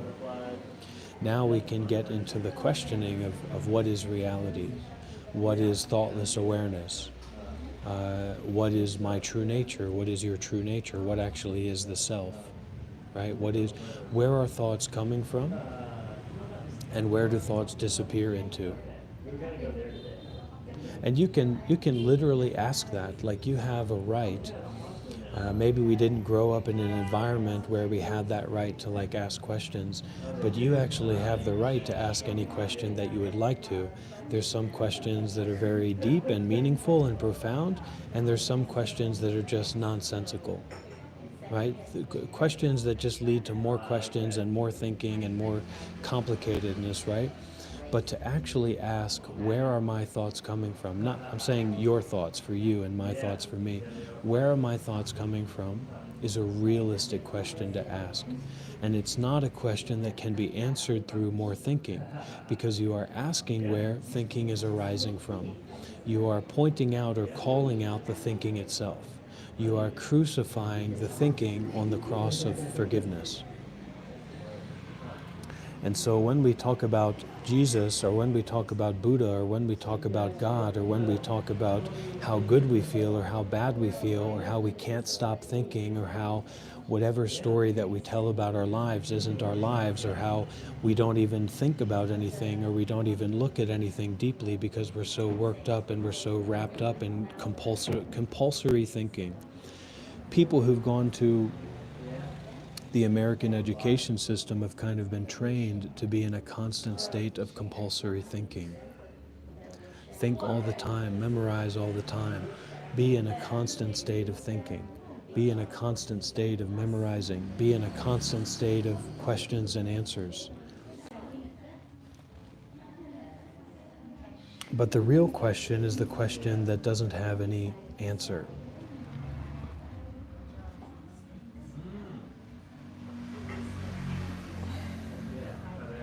Now we get to the point of pleasure. Who doesn't? Raise your hand if you don't like pleasure. Raise your hand if you don't love you some pleasure. Hey, you're talking to the big guy. You know I love pleasure. I want as much pleasure as I can get. So here's the problem with pleasure. Pleasure in itself is natural, it's normal. Just like pain is natural and normal. Pain happens and pleasure happens, right? The problem is when we develop attachment to pleasure. You know who develops a lot of attachment to pleasure? Heroin addicts, fentanyl addicts. And so they develop so much attachment to pleasure that when that pleasure is no longer there, they suffer immensely. So here's the secret code, here's the secret teaching. As much as you develop attachment to pleasure, you will also have a corresponding attachment to pain. So in this way, with like a wisdom eye, right, with a deep understanding eye, we can see, we can know that pleasure is actually painful, that pleasure is actually suffering, that whatever can be grasped onto, whatever can be held onto is unsatisfactory, is unreliable, is impermanent. So we step back from that constant, complicated thinking. We sit back in our chair, we relax the whole body and mind, and we allow awareness to permeate. They used to. I don't know. Yeah, I know about it. I know. But they have a Southeast Asian branch. To permeate through and beyond this body. Oh, okay. Because actually the body that you think of is just your thoughts about the body. The real body is thoughtless. Think about that. The real body is totally thoughtless. The heart is thoughtless. The gut is thoughtless. Your legs, your bones, your muscles, your blood, your central nervous system, all of that is thoughtless. It doesn't, the operating system of the body is not thought-based. So if you are primarily operating on a codex of thinking, to take care, to manage, to regulate, to work through your body moving through this world, you're using a weak language. So we actually have to start by dropping thoughts, disenchanting ourselves from thoughts, and beginning to listen to and with the heart, listen to and with the gut. We believe that we are these like separate, personalistic individuals.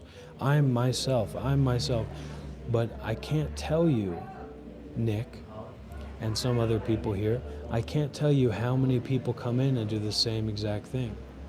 So we're not actually responding uniquely. We're not actually responding in a way that's like individuated. We're actually just acting and reacting according to cause and conditions, according to our cultural conditioning. And it isn't until you can step back from your habit way of thinking and start to look at reality and your experience itself that you can begin to go beyond cultural conditioning, beyond the ego of the masses that you think is your ego, that you think is your identity. It's not actually your identity. It's an identity that's been transmitted to you by the general consensus of the society, by habit energies and tendencies of a society that doesn't know how to stop and look deeply and cut off intellectual bullshit, to cut off the justifications,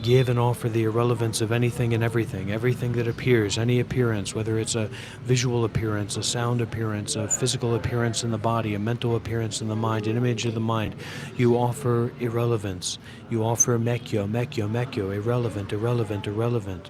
You offer the forgiveness, ahose, ahose, ahose, ahose, ahose, ahose. Ooh, money been meal, moment been meal, moment been meal, moment been meal, moment been meal, moment been meal, moment been meal, moment been meal, moment been meal, moment been meal, moment been meal, moment been meal, moment been meal, moment been meal, moment been meal. Ooh, money been meal, moment been meal, moment been meal, moment been meal, moment been meal, moment been meal, moment been meal, moment been meal, moment been meal, moment been meal, moment been meal, moment been meal, moment been meal, moment been meal.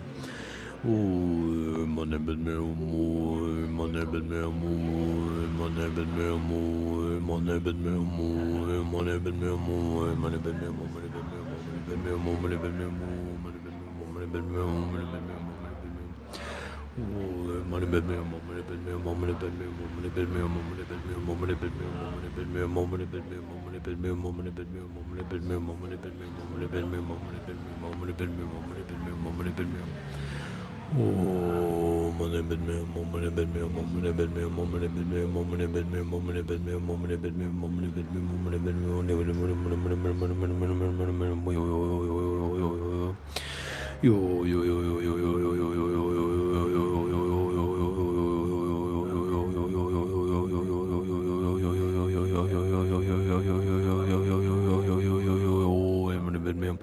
Don't be controlled by the spiritual warfare. Don't be controlled by the complicated thinking. Don't be controlled by good or bad, right or wrong. Don't be controlled by anything. Just use the word everything. Yeah, I emailed him not too long ago. Sounds like he's doing alright, being busy. Everything you've been told has been a lie. Everything you know is a lie. Everything you believe is a lie. This body, this mind, these eyes, these ears, these nose, these tongues, they are all a lie, a fiction, an untruth. See beyond seeing, hear beyond hearing, feel beyond feeling, think beyond thinking. Use the word everything to blast out, to widen out, to finish out all unresolved conflicts.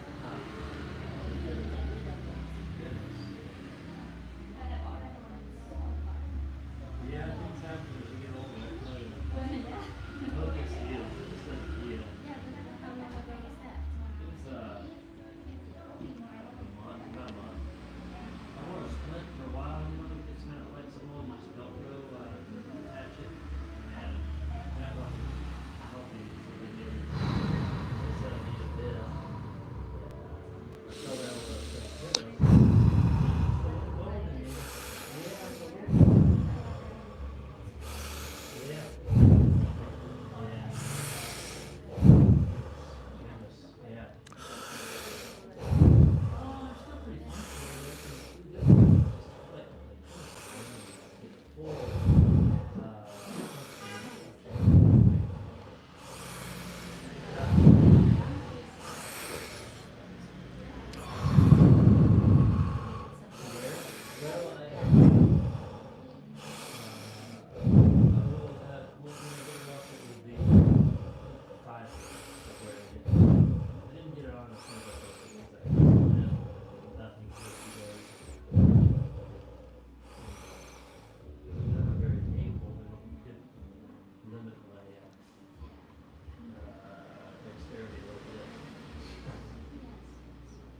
yeah, things happen. I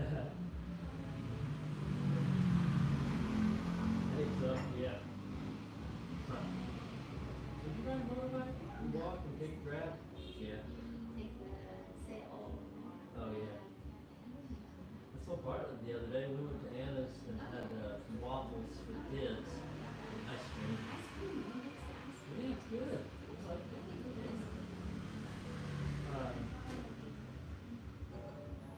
It's just nothing.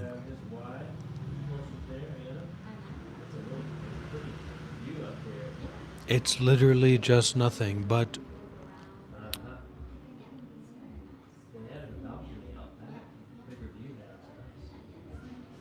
in the modern world there are millions of people walking around that don't have an active relationship with generosity.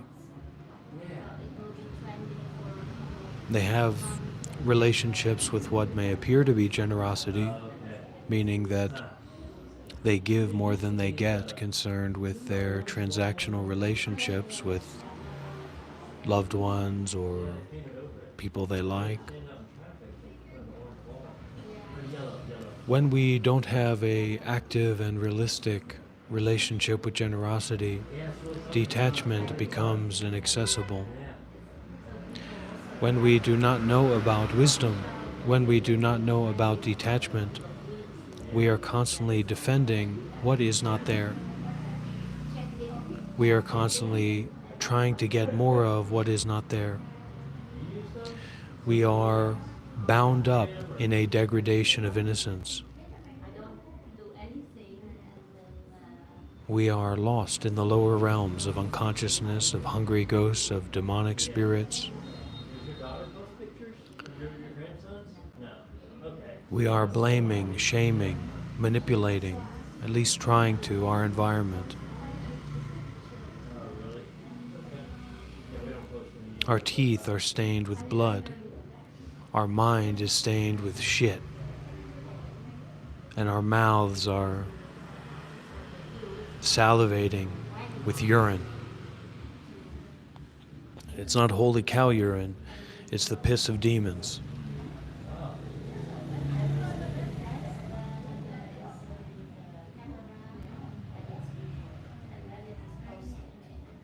We must be willing, we must dare to detach, to abandon, to forgive our own understanding.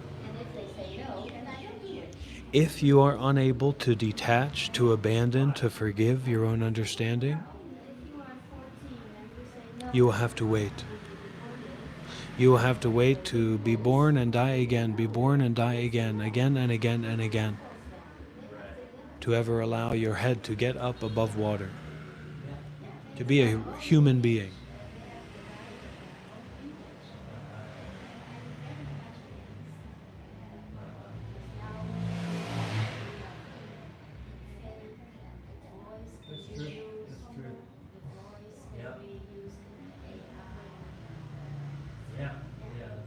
Do not come into this live stream and make up stories about the people here. You know much less than you don't know. Mostly you don't know. Where did I get this hat? Where did I get these glasses? Where did I get this headband? Where did I get this purple thing? Where did I get this? What do these things mean to me? Where am I in the world? What have my life experience has been? What am I really trying to convey? What am I really trying to talk about? What is really my experience right now? Mostly you don't know. So to not accept and embrace not knowing is to be beholden to the satanic ritual of non-stop conceptual thinking based on false understanding. To practice actively believing in, grasping onto, pretending, faking, to hold true, real conceptual understanding. Don't practice that ritual. Be honest with yourself. Don't be a pretender. Don't be a faker. Let's get real. Mostly you don't know. Mostly you don't know. Now, levity, openness, curiosity, flexibility. We're throwing some things around. We're a little bit playful. Not taking this too seriously, but taking it heartfully. Taking it heartfully. Nobody here is perfect. But if we're constantly using what we see, what we hear, what we think about, etc., to justify negativity, to justify frustration, to justify non-practical, complicated thoughts that are not based on deep, meaningful, direct experience, we're perpetuating our traumas, perpetuating our anxieties, perpetuating our fears, perpetuating our angers, and we're pushing them onto other people. We say, no, this is real. It's real because you cannot detach. It's real because you have lost the power of forgiveness. It's real because you can't see through your own ego. It's real because everything has to be according to the evil ego. Everything has to be according to your understanding. Yes, more and more No more. Oh, yeah. Yeah. Welcome to the new era. I was so surprised with these young teenagers, I am the real power man, 12, 13. It was about reading. But they don't understand fake news. and I'll be taking a break What is advertising? What is Oh, really? news? They don't and coming back to answer your questions concerned with the truth. No? No? I've tried something. Yeah. So far,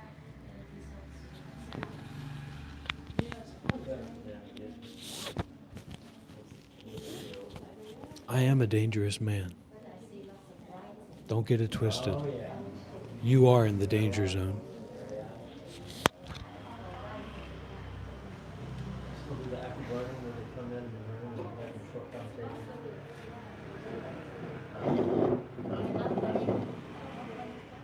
That's too bad. It's strange that besides that short conversation. Parents like it. How are the four pieces these days? How many? There's only one guy who's passionate. Okay. It's fine. He's always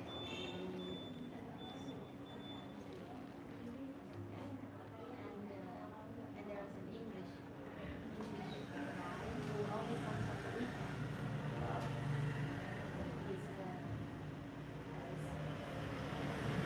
He's severe dyslexia. Oh. Not the little bit. Severe. Yeah, from the Huh. no problem. He speaks with his kids, he's friendly, he's patient. That's good. He can speak like answer or does.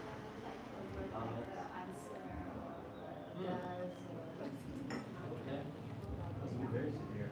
Fear not, because I am with ye. Yeah, but then he cannot teach in class. And what? He cannot teach in the classroom. Yeah.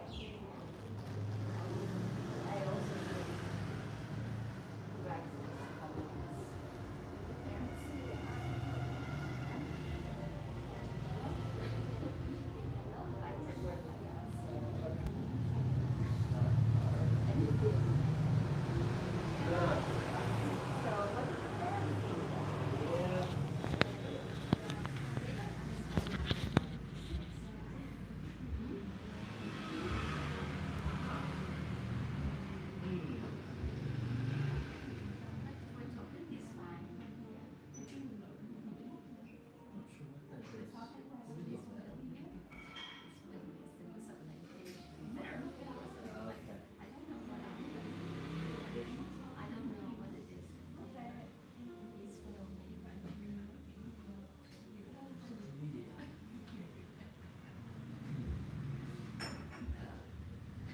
You guys travel around Asia much? I guess you're not doing that for work.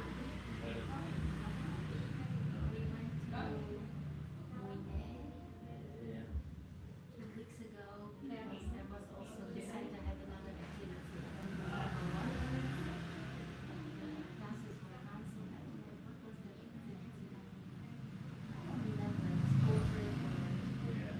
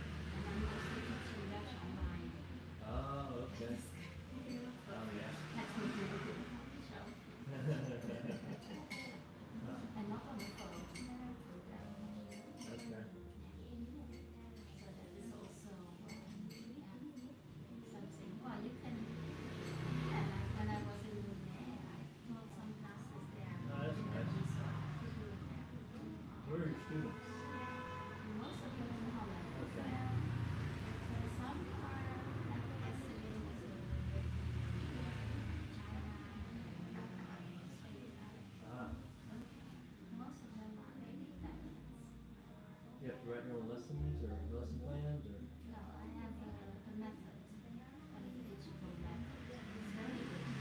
Through a school or an organization, or you just came up with your own? No, Or what? the publisher.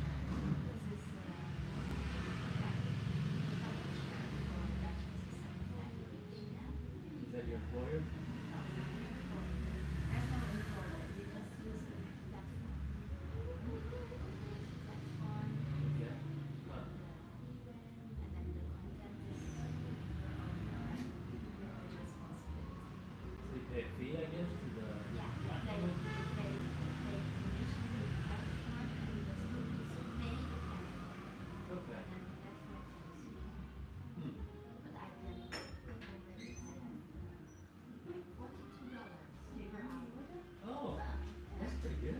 For the Goodness. Netherlands, it's good. That's normal in the Netherlands. Damn. Here. Yeah, here it's Here, yeah. here. Yeah. Oh, that's great. Huh. So they find, are there other languages that same platform is Yeah, offering? there are 36,000 English teachers. English, yeah, but they're from the whole world. Africa and so English is not really interesting. What's the name of it? Practice. Presley? Okay. You see I've heard of that. advertising, Yeah. you see the advertising Sure. everywhere. Yeah. But for Dutch, they're also only like Presley. All right. Huh. That's nice.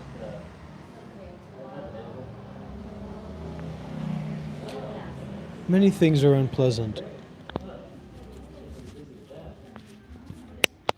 If we try to get rid of the unpleasant things, it's kind of like we're going to war, right? And war is not fun for anybody. War is not wise. War is ignorance and attachment, violence.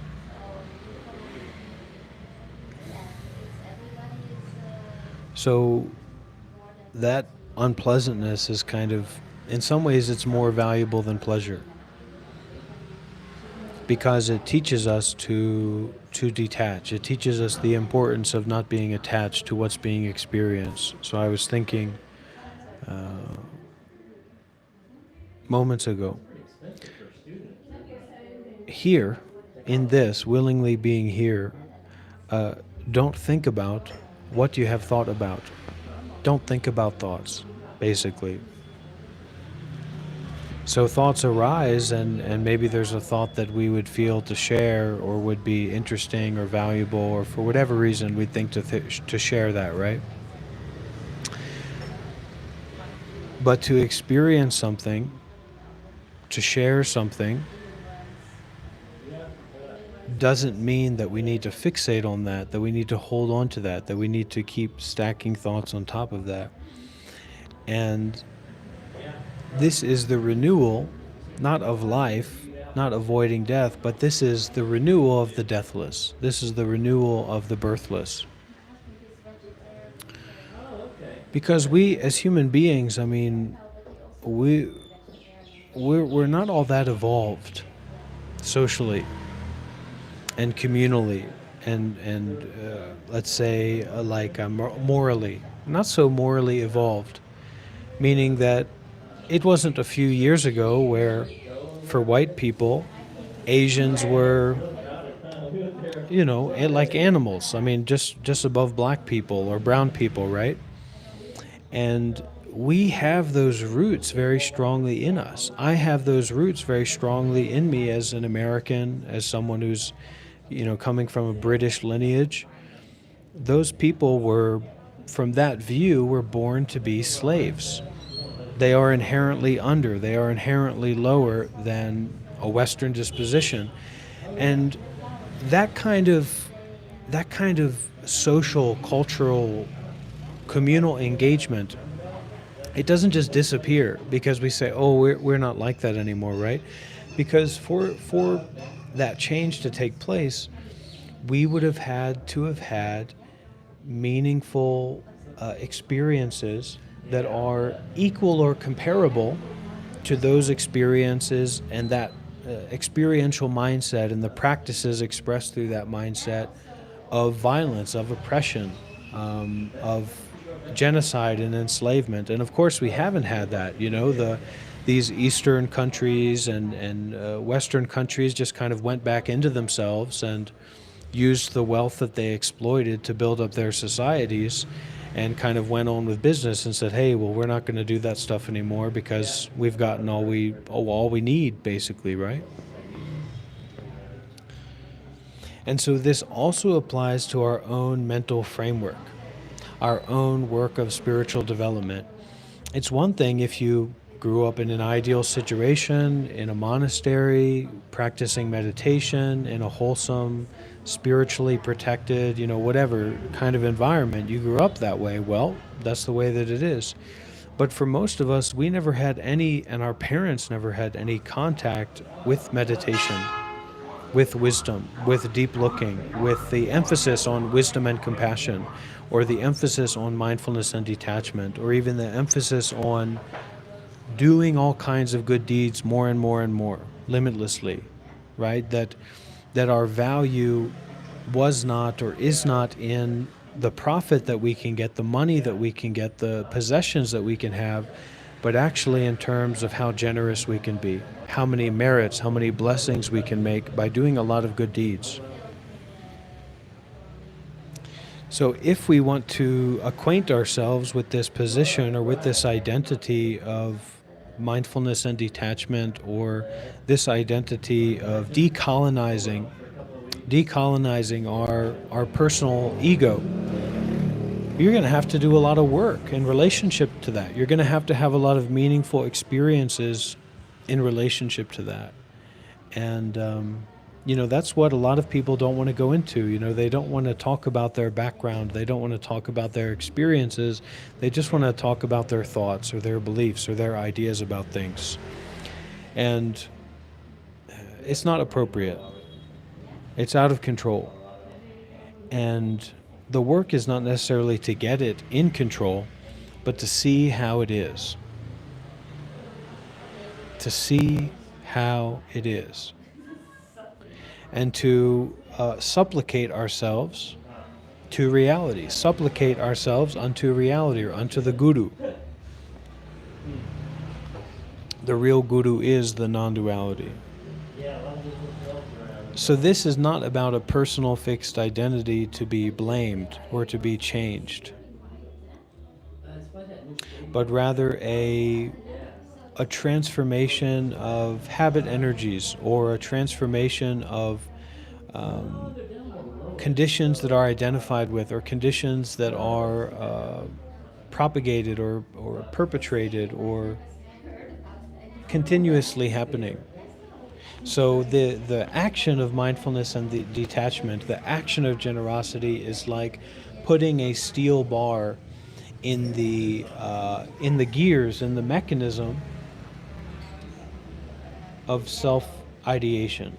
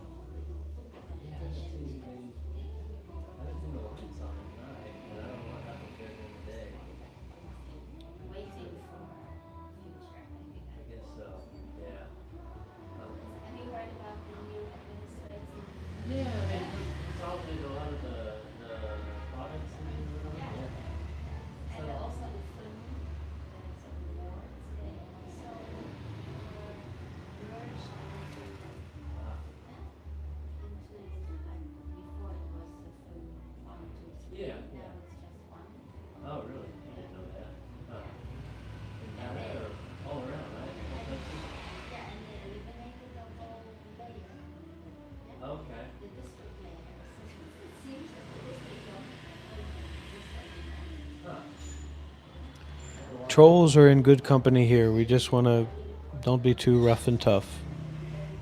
Keep a good mentality, quality of friendliness.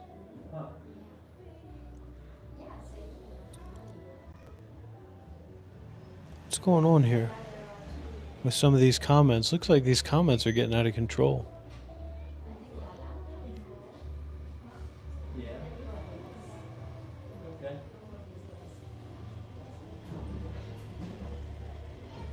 Is it?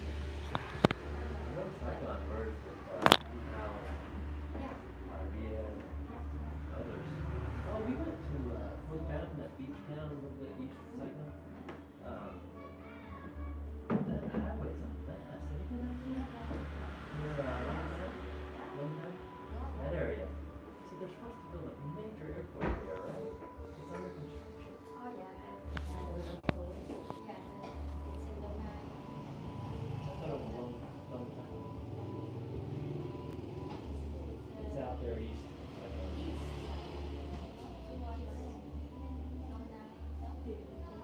don't know. The building is airport. Yeah. But if one day you fly to land there, it will take you 5 hours to get to Taiwan. Yeah, It's possible. because Yeah. the highway is always I don't understand it. I mean, what happened from the airport out there? No, a lot of changes in the highway. there is a plan of a new highway, Right, in a train. a new metro, but you have to Maybe. connect with the. Maybe so, yeah. So just to sit, just to be in awe, Is that traffic? just to be in a state of awe, and that quality of fixating, grasping, attaching comes up, but actually it's not necessary to kill. It's not necessary to butcher, to maim, to do all these kind of horrible things. We can do it, but it's not necessary. You could even say it's in our nature to do it, but it's not necessary. So, in the same way, thinking is not necessary.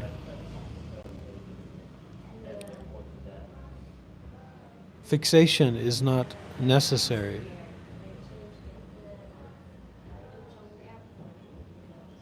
Attachment is not necessary. Separation is not necessary. Well, first they said November, and now it has been postponed to March 2026. For how long? Well, they said for 3 months. Sure, why not? First they said 6 It is whatever it is. Whatever you think it is, that's what it is for you. And that's what we have to be responsible for, is what it is for you, what it is for me. And then I work with that in the way that I work with that. We can't be so stuck, so locked in our preferences, like this is delicious, this is disgusting, because it's not fair to all of life. It's not fair to all of life. We have to be fair to all of life because we are together with everything. We are together with all of life, whether we like it or not. And when we feel that disgustingness, when we feel that unpleasantness, that it's not the way that we want it to be, right? We endure, we widen out, we brighten out, we disidentify, we stop, we disentangle the chains of the ego perpetuating itself. It says what, it says whatever it says. We break those chains. A lot of people, they look at me, they say, you're a young man, you're a good-looking young man, you're strapping. What are you doing? You know, what are you doing living like this? You're a skip and a hop away from the streets. There's opportunities for you out there. They say like that to me. And you know what I say to them? I say, this is my life. How can I do it in some other way? How can I go in some other way? This is my life. And you're going to come here and you're going to tell me who I am? That's what you think? You think that you're going to come here and tell me who I am? You're going to get in big trouble. And I don't want you to get in big trouble. I also don't want to be in big trouble. But if you come here and you try to tell me who I am, now, you better watch out. tweets like or anything. You better keep your wits about you. Because if you want to know what I'm about, here's what and here's I'm about. Which one you want first? You want I'm about or you want the what? Which one do you want? Or you want both? You want to know what I'm about? I'll tell you that I am the real power man. Okay? We want to get into genetics. We want to get into black people and white people and Asian people and tall people and short people and beautiful people and ugly people.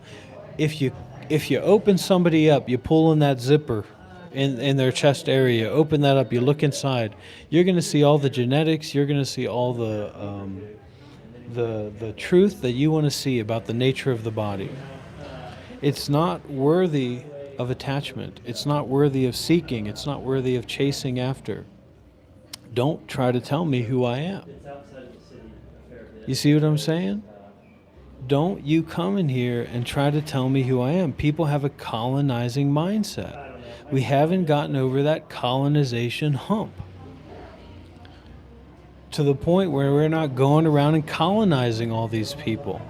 Everybody we want to colonize. I see you, you're in my dominion. I make a determination about who you are and what you've done and what your experience is like and all that. You're gonna make a determination? I got your D and I got your termination right here. You want the D or you want the termination? How about both? You see what I'm saying? And a lot of people don't think that way, but that's the way that it is. We've got money in our pocket, we've got waffles in our fridge, we've got hot water in the sink, and we think that everything's just dandy fine. But there's a lot of things going on in this world that just don't make sense. There's a lot of people in this world that just aren't getting their fair share. There's a lot of children in this world that are being disenfranchised, that are being indoctrinated, that are being imprisoned in an education system that's made to deceive them, that's made to indoctrinate them, that's made to condition them. Everybody says, well, you know, it's as good as it can get.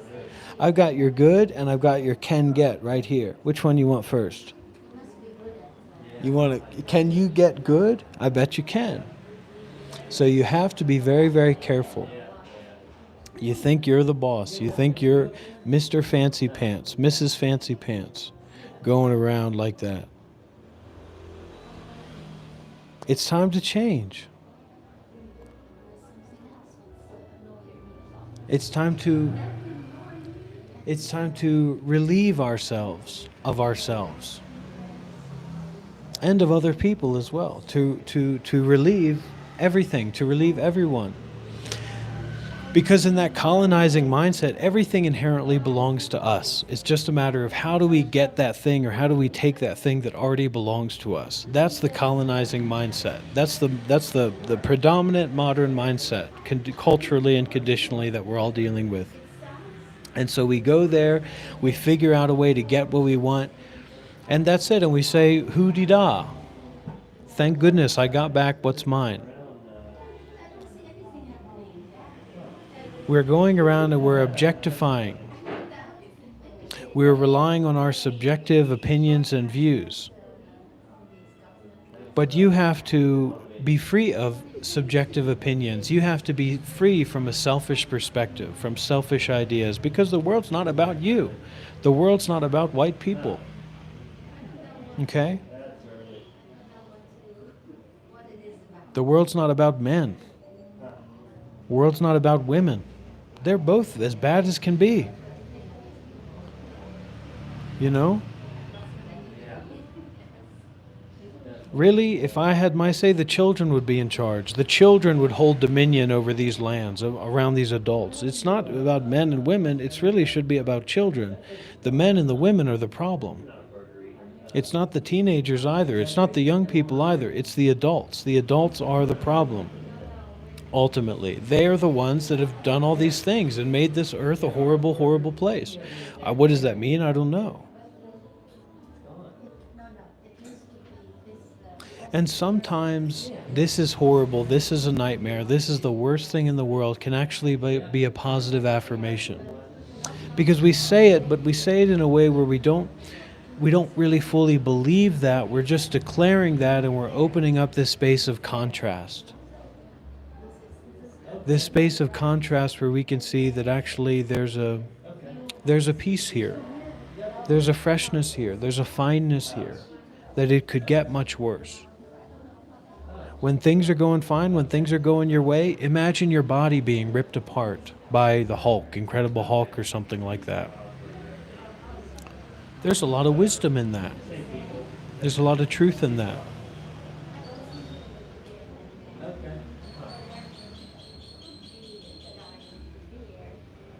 So let's get some W's in the chat for...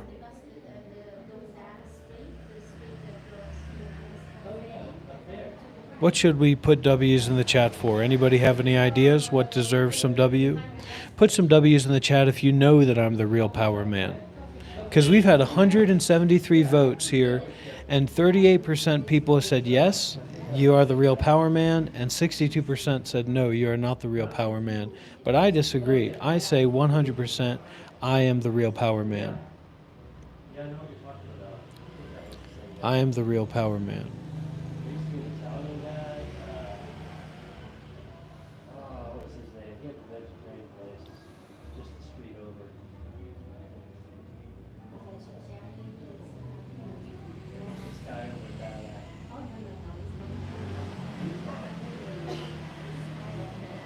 Jesus is the real power man, huh? Okay, W's in the chat for Jesus.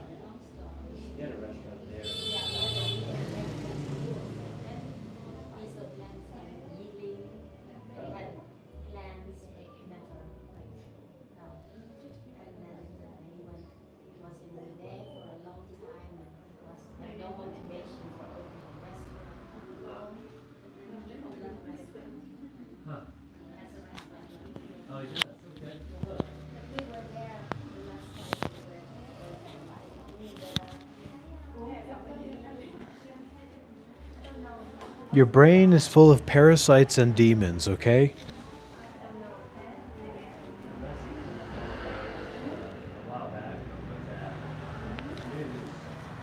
And I'm here to deworm you.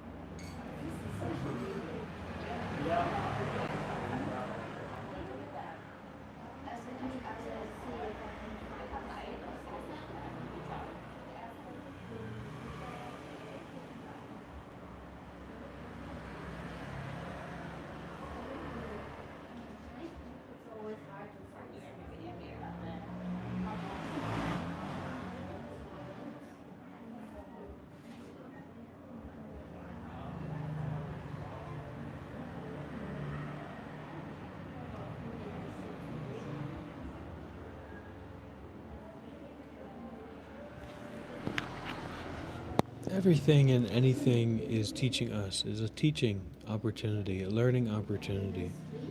It's a deepening opportunity. So we can make use of our experiences to deepen our presence. And to do that, it means that we're willing to not judge.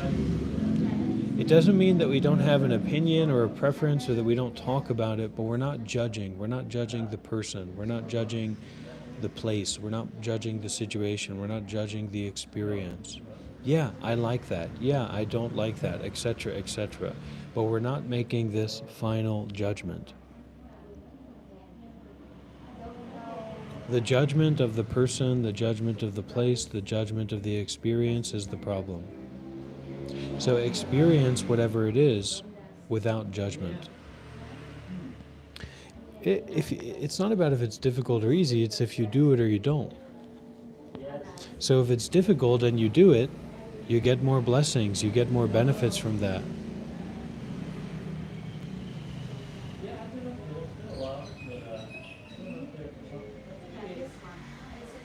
You know, and what tends to be very precious to us, that's very difficult to give away, that's very difficult to practice generosity with, is our views. Our complicated views that we have about life and reality.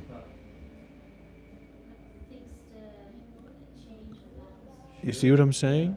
And so to detach, to give away, to sacrifice, to forgive our views. Blessings come from the good deeds that you do, the good actions that you do, the actions of generosity that you do. You get these accruements of blessings.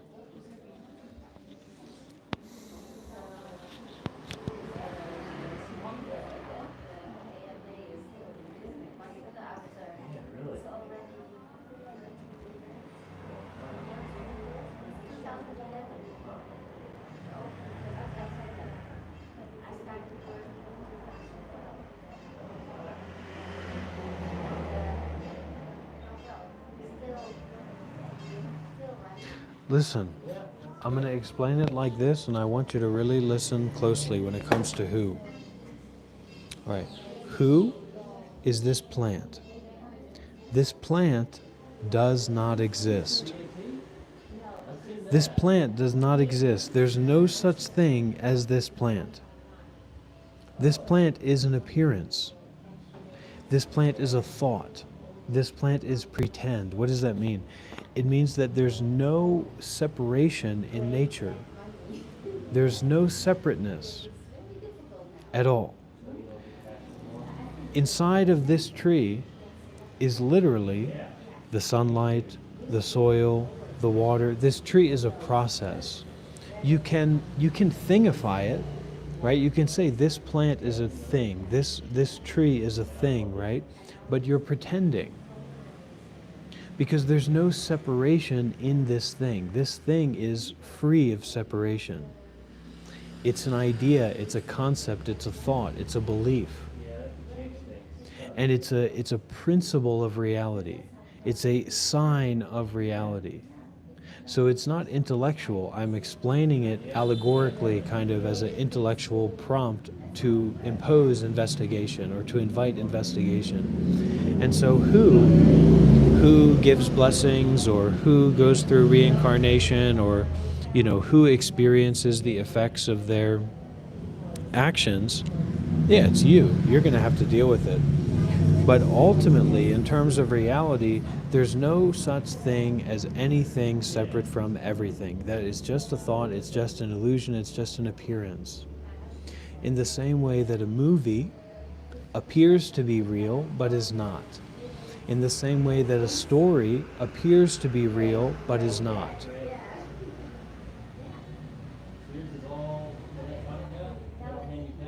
So whether you like it or not, there is no separation in this.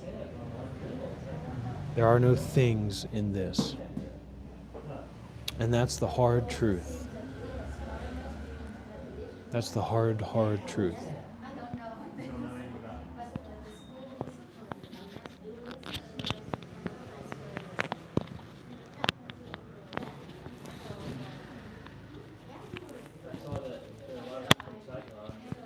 Truth is the baboon eating mangoes on a Tuesday afternoon.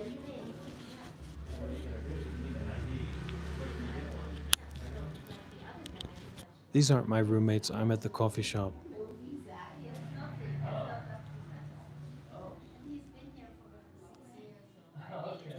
And I didn't ask them to start talking, so I'm not in a position to ask them to stop talking. That's a little bit ridiculous.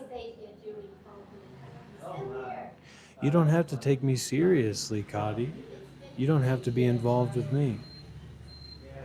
I don't want to talk about my housing situation right now.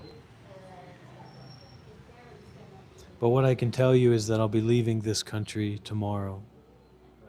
And there's no way to know if I'll ever be coming back. It's a one-way ticket. It's a one-way ticket. Fingers crossed. Because even though we, have a one-way ticket, that plane can go down. That plane can go down. So step by step, breath by breath. That's the bank transfer, right? No, but this is not really. Oh. But there are lots The of great mystery of everything. Yeah. Really calm. Do you use that?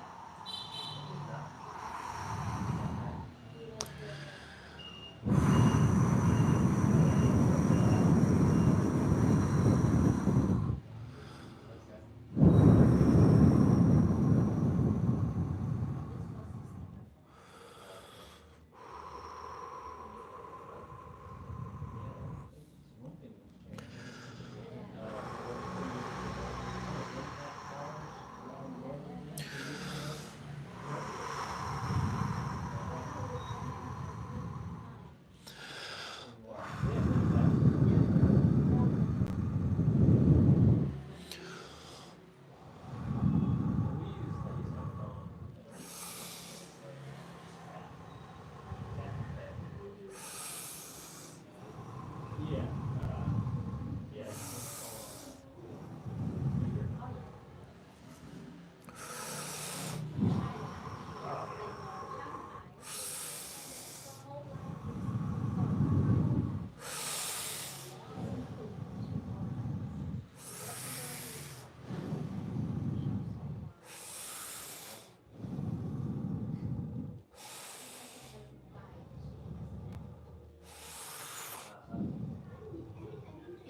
not. Don't give up. Yeah, there may have Don't surrender. aspects. and then they live in a high-rise building, somewhere on the 20th floor. They don't know the elevators. How old is This she? one, Young. your age, Okay. probably. Young children, yeah, Huh. under 40, 30, 30 something. Yeah, with all that delivery and even groceries delivered. You could stay in your apartment or your house your whole life, really.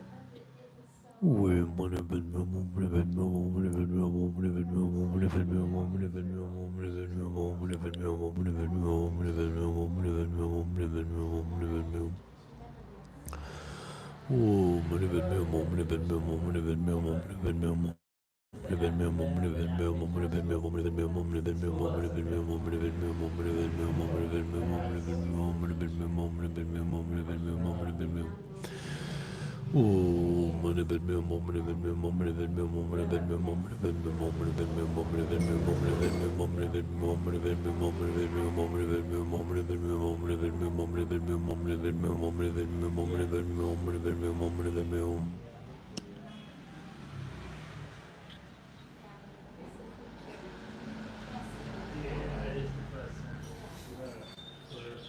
Some people,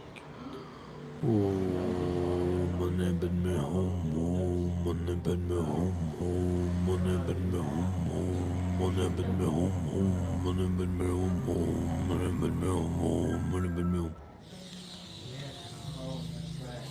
It's amazing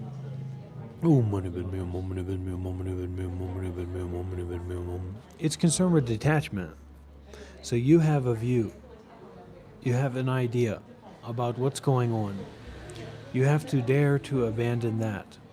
You have to dare to detach from your own understanding. You have to dare to give up, give away, give out, whatever it is that you identify with. And that especially tends to be our view, right? And the view is kind of like how we, the place behind where what we think about. Because thoughts can be like completely surface level, like there's an irrelevance of thoughts in some way. There's like an automatic irrelevance of thoughts. Because when you dream, right, you could have like a really strong nightmare. You could have a really strong weird dream or a really strong special dream or whatever. And that dream, it evaporates itself. So a dream is like a example or an expression of how thoughts can be, right? So thoughts can create our reality, literally in a dream. And so if we had these weird, out there, intense, special, interesting dreams, how could we just forget about them? Right? Like how could we just go wake up and go on about our day? The only reason we can do that is because there's an inherent irrelevance or transparency or impermanence of dreams or thoughts, right? So the view is kind of like that which is beyond thoughts, beyond being based in thoughts. So it's like your experiential basis for in which thoughts arise and disappear. That's how I would describe it. Oh, right. Right, so being based or being established in mindfulness and detachment, or being established in, being aware and willing to give up what we hold on to, that is really powerful. That is an exercise in our power, right?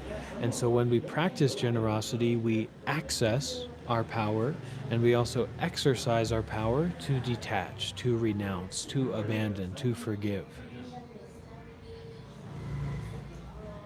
And there's a totalness to it, there's a finality to it, there's a completeness to it that's very vital and alive. High school, off and on.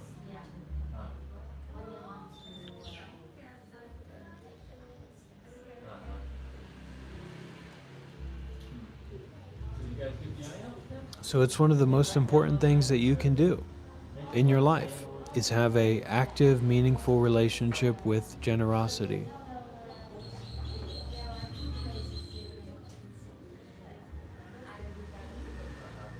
An active, practical relationship with making donations, an active, practical relationship with volunteering, an active, practical relationship with offering some kind of service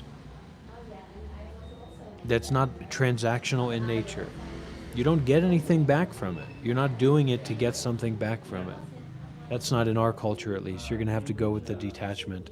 In Asian culture, we work more with blessings, right? So if you give to a monk, or if you give to a spiritual teacher that has a real experience of the Dhamma, then if you give to them, you get much more blessings, much more special effect. But we're not really, as a Western, we don't have that culture much. So we practice generosity as detachment, as renunciation, as willing abandonment of thought, willing abandonment of what we happen to be attached to. And so thoughts are already completely impermanent. It doesn't matter what you think, it doesn't matter what you experience. You literally, your body literally, whatever it is literally, is totally 100% impermanent. It doesn't matter what you think. It doesn't matter how hard you hold on to it. It doesn't matter if you have $1 billion and a 1,000,000-man army and nuclear weapons, etc. Whatever arises will pass away. And so what we learn in this path is that instead of fixating on making certain things arise and then holding on to them, we take joy in the recognition of cessation. This is wisdom. Hey, welcome. You're welcome.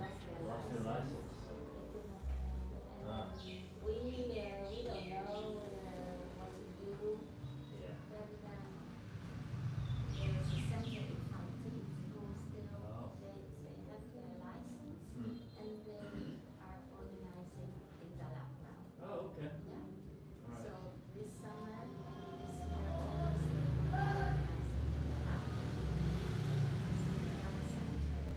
but not for me. No, you're not gonna do it?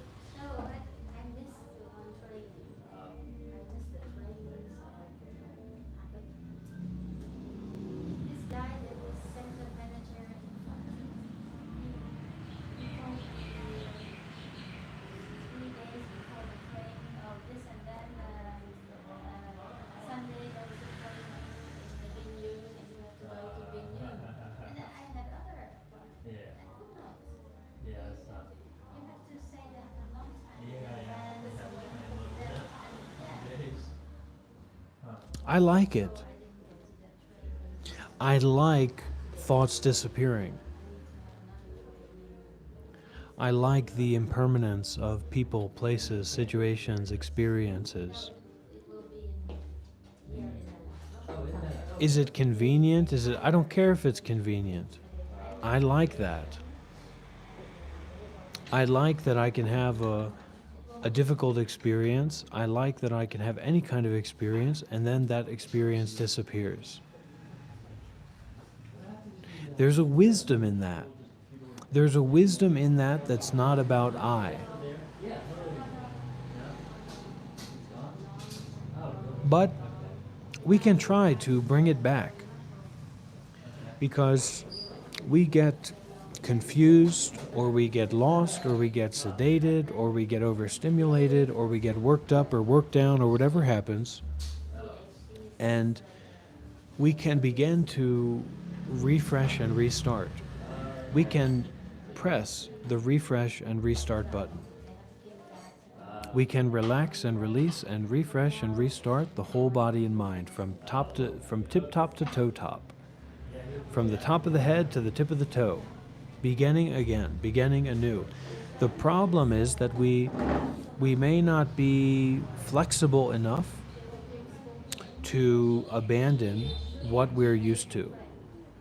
And that means that we're always going to stay kind of immersed in the same old environment, in the same old conditions, and that's going to be constantly re-triggering the usual way of thinking, the usual way of identifying, the usual way of whatever, whatever, whatever. So we have to be willing to break out. We have to be willing to step out, to step away. We have to be, there's nothing more human than going. There's nothing more human than getting up and going. And one of my great Zen master once said, Master Poha Sunim, some of you know him, he said, the 10th secret rule of martial arts, I'm not going to tell you that, but there happens to be an 11th one, an even more secret than the secret one. If nothing else works, run. Get out of there. Get out of there. Go, go, go.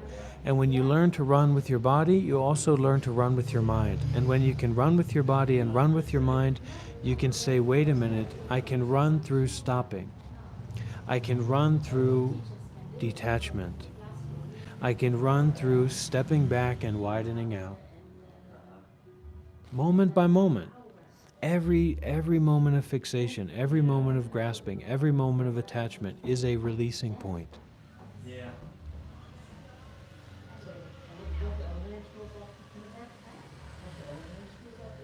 But in terms of being attached to the body and attached to the mind and attached to the identity, who knows what's going to happen? We're just monkeys on a rock. Is the volcano going to explode? Is the tornado going to come down? Is the meteor going to fall? Are we going to experience the next extinction of the dinosaurs? What's going to happen? We don't know. So we accept the reality of impermanence. This is what needs to be transmitted to the children.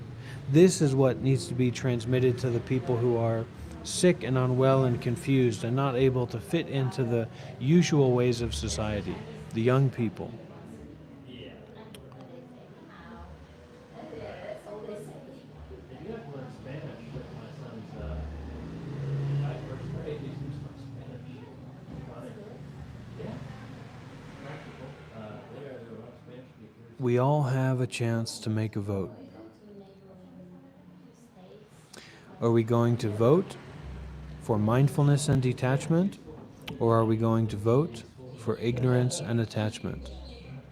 I know what I'm going to vote for. How about you? Yep. All right. Shall we? Yeah, really. Yeah, maybe you can take some back. Sick and healthy. They all go together.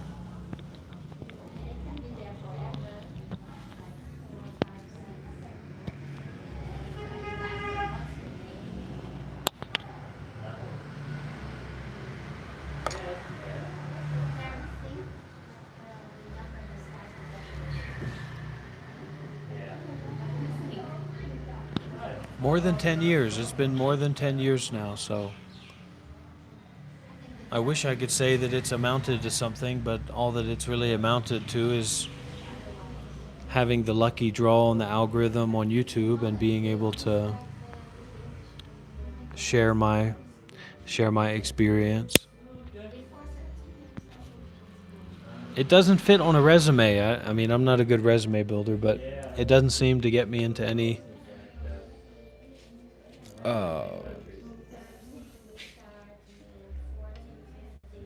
highly regaled positions. But for me, it's enough. It's enough to be mindful and detach in this moment. It's enough to be quote unquote egoless in this moment. It's too late. Okay, you got it. Yeah. Next time. I think you got it last time. This is my turn. Be back in a couple of years. Maybe next year. I'm not Everything that we experience, everything that we understand, the whole big shebang is an illusion. Really. There's no such thing as animals, there's no such thing as humans, there's no such thing as any of these things in terms of solidity, in terms of clarity.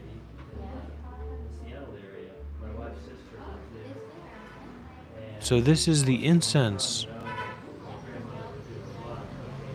This is the incense of the natural mindfulness.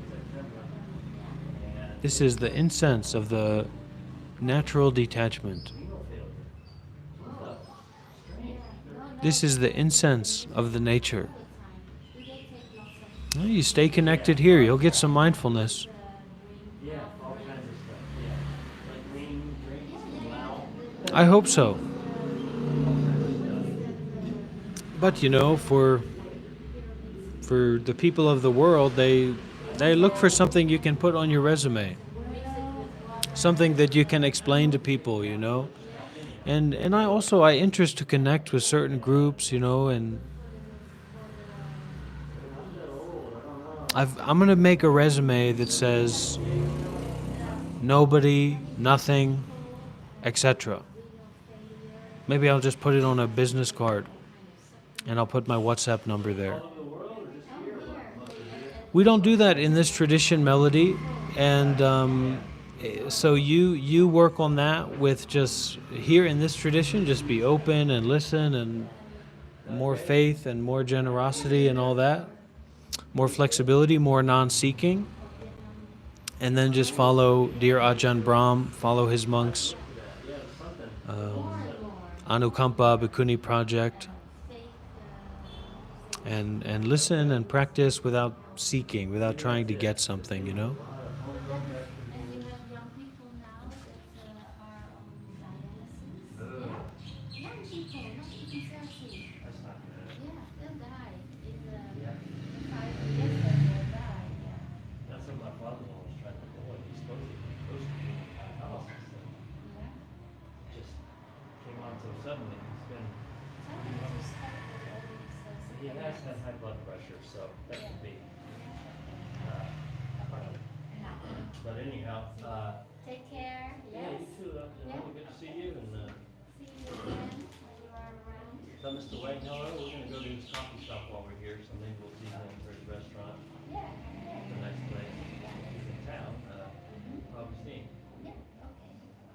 All right, take Take care. care. Bye-bye. Yes. Bye bye.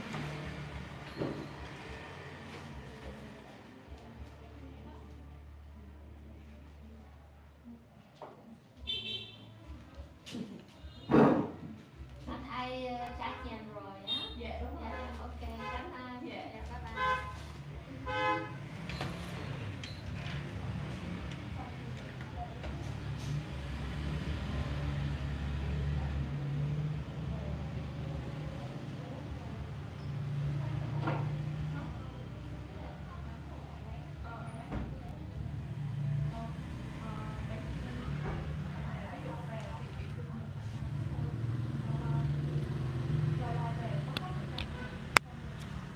Don't come in here and make fun of me. Don't come here and make judgments about me. Don't come in here and tell me who I am. Don't come in here and tell me that your thoughts about me are who I am. I'm not going to listen to it. I'm not playing those games. You come in for a moment, you barely listen, you barely check out my channel, you don't look at it at all, and you just make up some BS a judgment about me. I'm not going to take that. I'm not just going to sit here and let people do that. That's ridiculous. Don't even try it here. You don't know me, you don't know what I'm about, you don't know what I've been through, you don't know who I am, you don't know what I'm here talking about. You don't know. Yeah, you can say I'm based. You can say I'm the real power man also.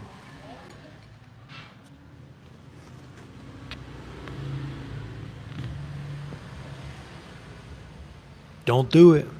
Don't come in here and judge me and say something about me that you don't know to be true, that you haven't experienced for yourself. You're making up all these ideas, making up all these stories about me. Don't do it. Don't try that. I've been at this for a while. I've been at this for a while.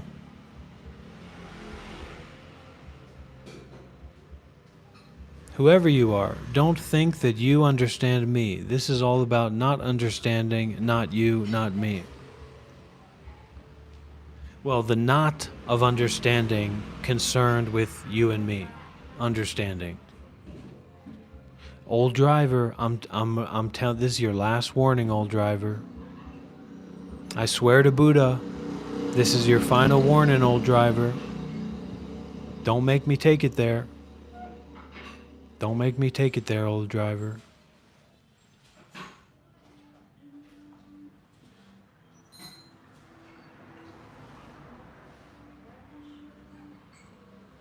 Ryan, I'm waiting and ready. I'm waiting and ready, Ryan.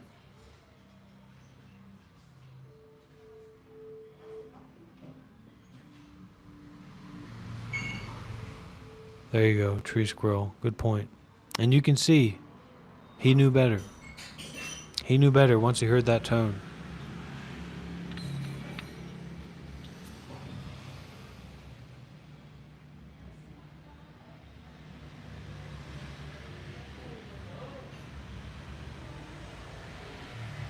There we go.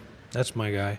Okay, we're going to take a short intermission break, everybody. Of course, I'm glad that you're all here, and I hope that we can keep going on the right path together. We've got to get the phone charged up a little bit, and we can all maybe prepare ourselves a cup of tea or walk and stretch a little bit.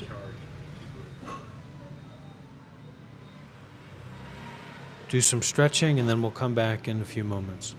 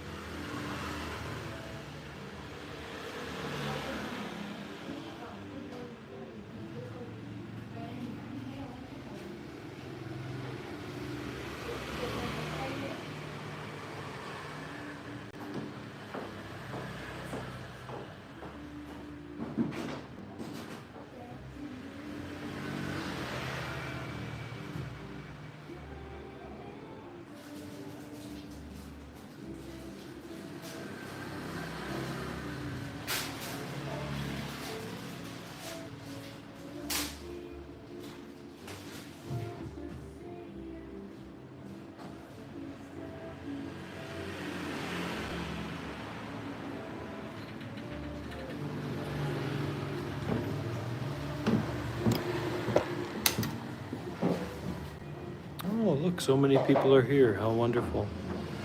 We can take a little bit of a field trip. This is, if you're ever thinking of coming to Vietnam, well, my field trip door is closing. I was going to look at the precious gems, but Dalat is a wonderful place to come and relax, release the whole body and mind. You know, really any and every moment can be kind of like a vacation. And you know, it's not really about a vacation of consuming, but more like a vacation of not being about anything, not being about anyone.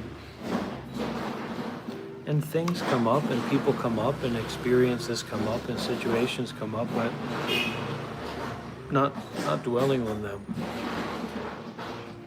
not fixating on them, not holding on to all the different kind of experiences that we have, but a kind of living Zen, a living spiritual enlightenment, a living ending of suffering. Here, look, this is a great teaching on the topic. And this is deep, you know, this is as deep as you can go. That's how deep this is.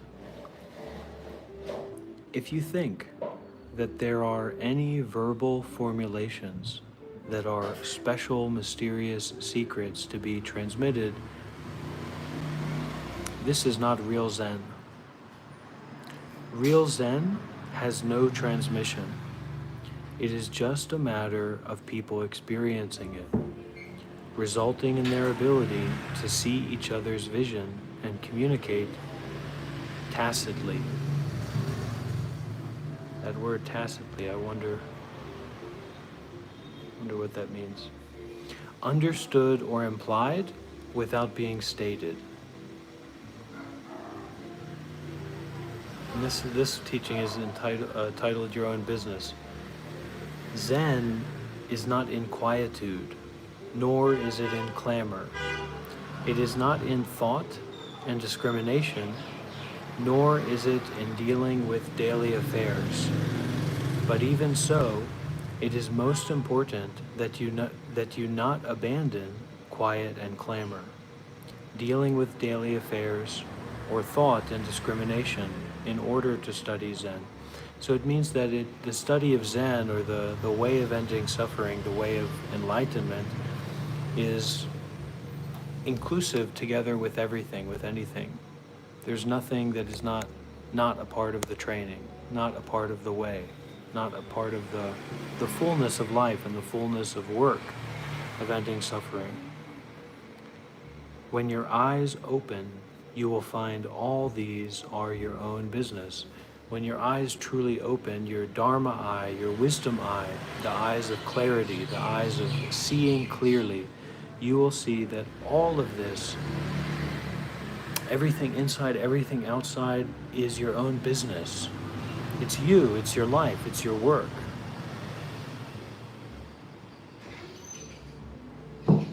Everything is your responsibility. And it's not the everything that's inside, or the everything that's outside, or the everything that's here, or the everything that's over there. It's just everything is your business, is there to be taken care of, is there to be resolved, is there to be forgiven, is there to be relaxed. For you, only you can do it.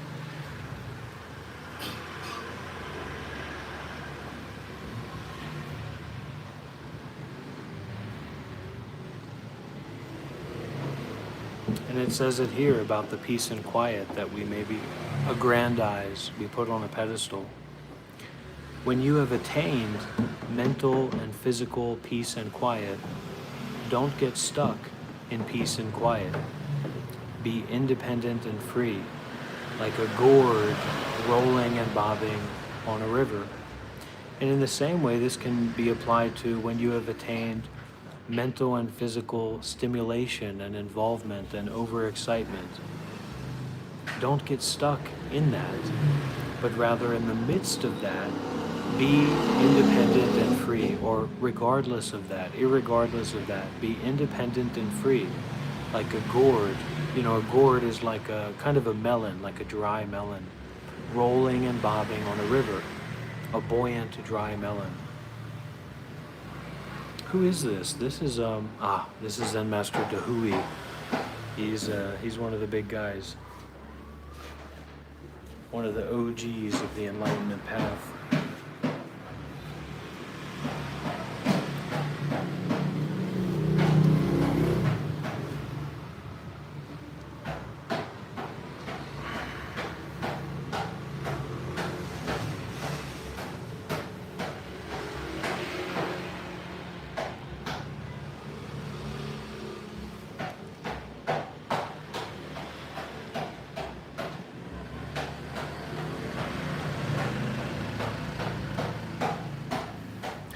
The flower ornament scripture says, if you want to know the realm of the enlightened, you should make your mind as clear as space.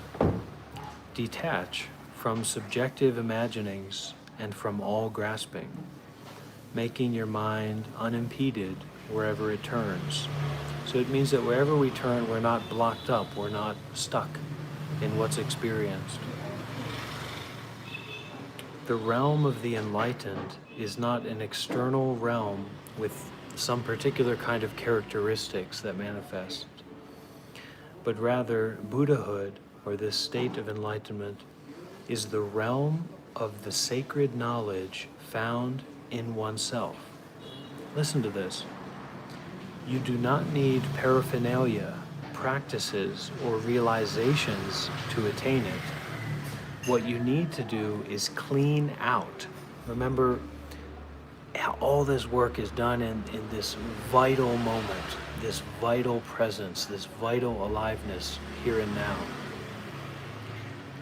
What you need to do is clean out the influences of the psychological afflictions connected with the external world that have been accumulating in your psyche since beginningless time.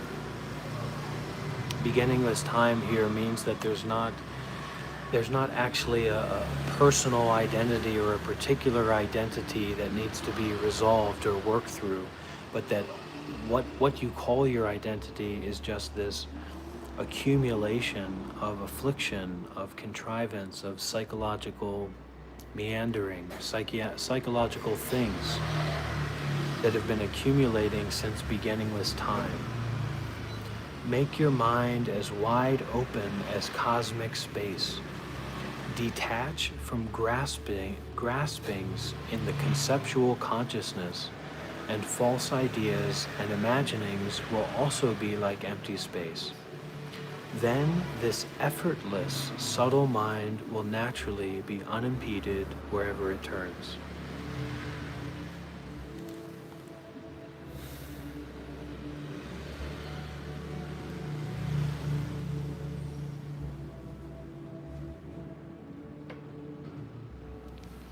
The flower ornament scripture also says, do not see Buddha in one phenomena, one event, one body, one land, one being. See Buddha everywhere. Buddha means awake, being aware everywhere and always. Seeing Buddha everywhere means seeing your own inherent natural wakefulness in the fundamental wellspring of yourself. There is not a single time, a single place, a single phenomena, a single event, a single body, a single land, a single realm of being where this is not present.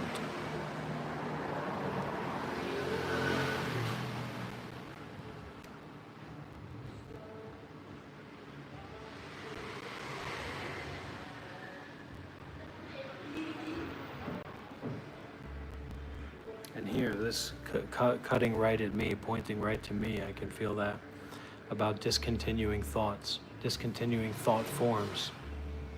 When you are studying Zen, as you meet with people and deal with situations, never let bad thoughts continue. If you come up with a bad thought, unaware, Immediately focus your attention and root the thought out. If you just follow that thought and continue such thinking uninterrupted, this will not only hinder Zen realization, it will make you a fool. And we're foolish enough as it is. We don't need to develop our foolishness. At least not in that way of fixating on thoughts. We want to actually root thoughts out. Go to the deepest point where that thought is established so that it can dissolve and release.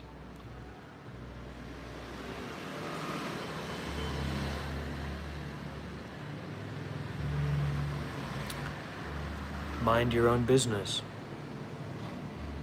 Don't draw another's bow. Don't ride another's horse. Don't mind another's business. Although this is a common saying, it can also help you penetrate Zen.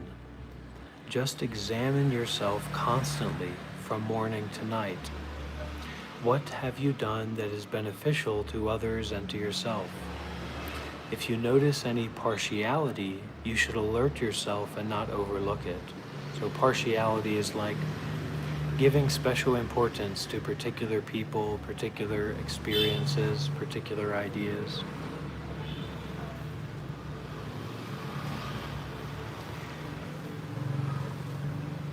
Dahui just keeps racking them off here. This is tough to stop. On no mind. When you have no mind, Zen is easy to find. In Zen terminology, mindlessness does not mean insensitivity or ignorance. It means that the mind is stable and does not get stirred up by the situations and circumstances one encounters. It means the mind does not grasp anything. It is clear in all situations, unimpeded and undefiled, not dwelling on anything, even non-defilement.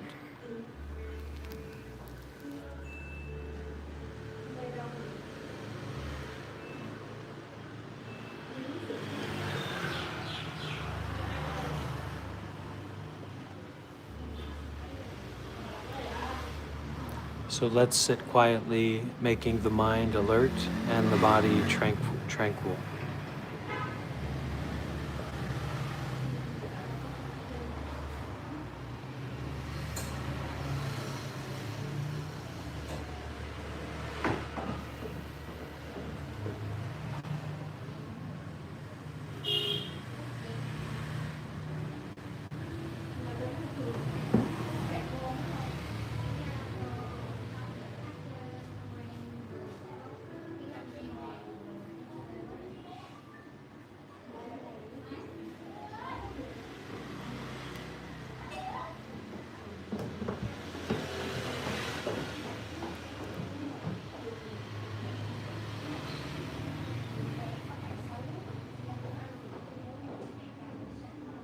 Not because being silent and tranquil and calm or being still is some kind of ultimate, but because we have access to having nothing to do.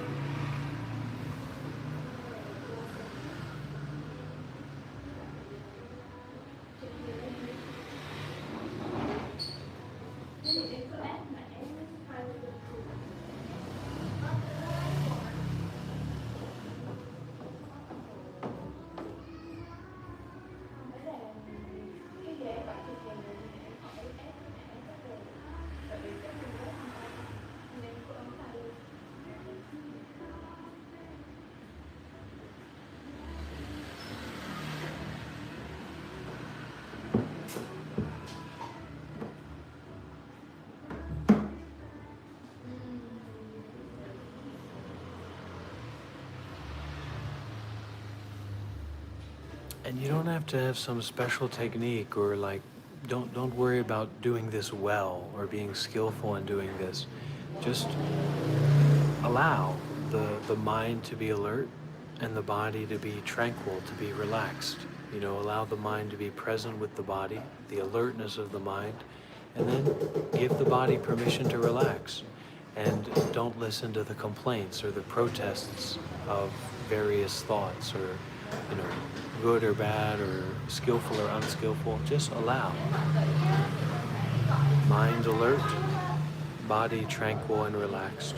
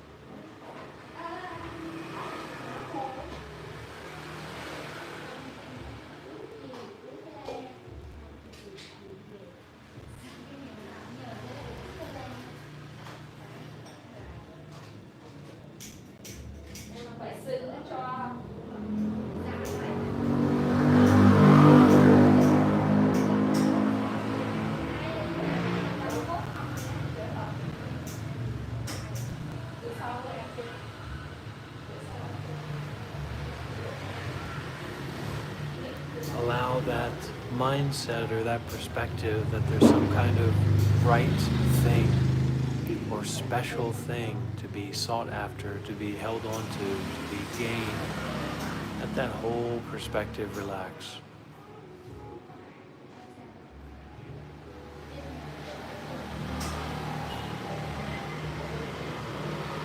Nothing to be gained, nothing to seek after.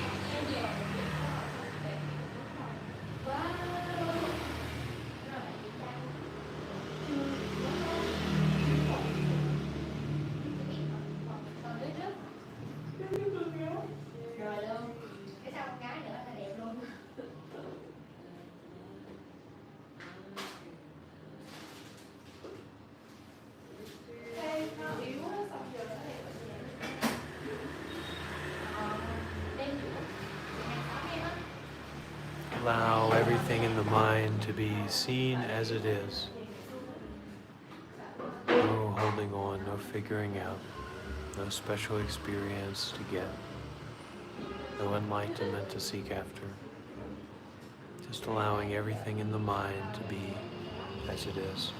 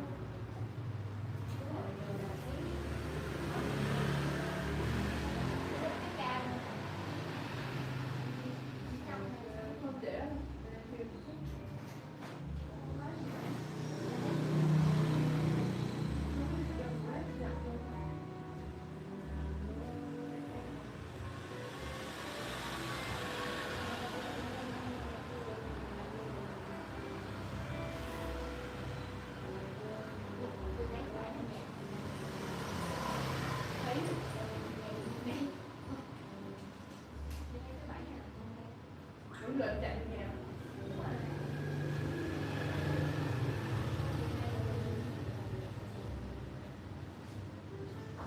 Chiều này không biết có mưa không?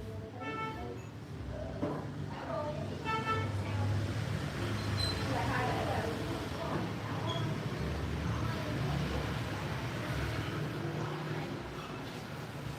chính sự thật.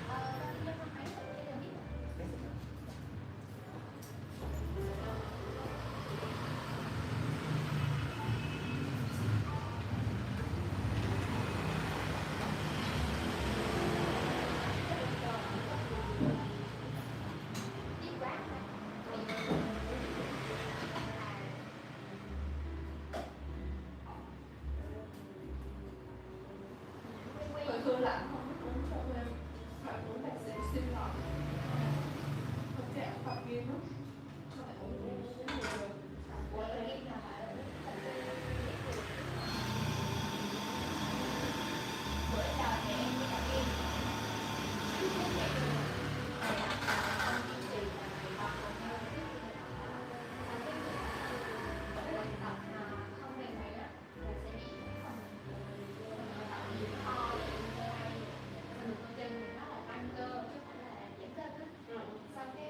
Nghe sợ quá, mẹ em khuyên em đi tập nhưng mà nghe nó lại linh động những cái thời gian mình rảnh á, giá tiền thì nó cũng xem nhau. Em không dậy sớm, Em phải được thôi chứ. Hồi xưa chị tập viên về thì đâu tập đâu. chắc tùy người á, dễ lên dễ xuống là chuyện vậy. Hồi xưa chị tập người ta cũng kêu là phải sổ ra vậy đó. Nghe cũng sợ. Không có gì hết đi không? Bình thường.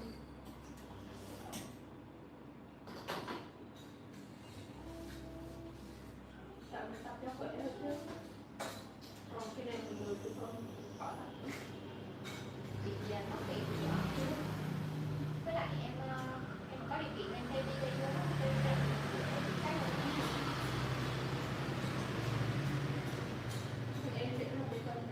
dạ, một tháng kèm bao nhiêu? Kiểu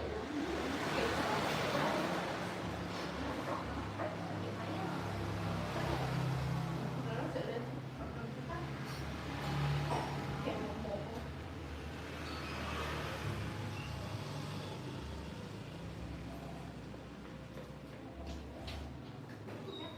Hơn thì Thật chị nói hai chị là phải cũng không có cao lắm.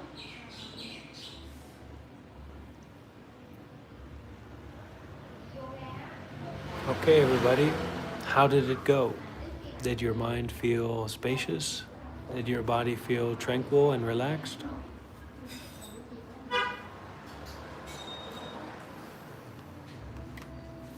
Yoga sẽ nói là giờ rất sớm. Nó không có linh động thời gian.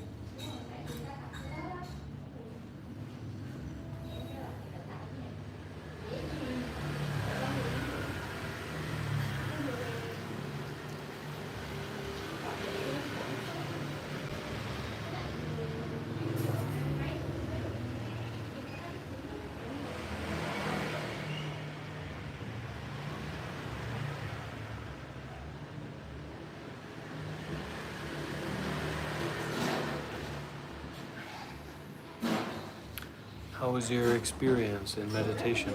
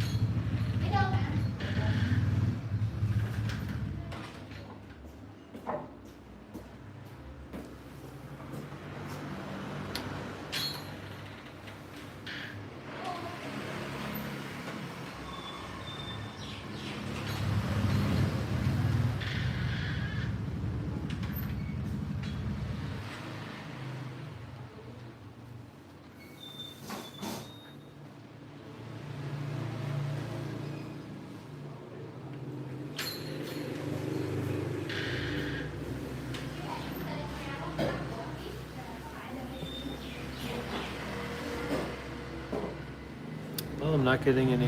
I don't see any responses from anyone, so I'm hoping that means everyone's meditation went incredible.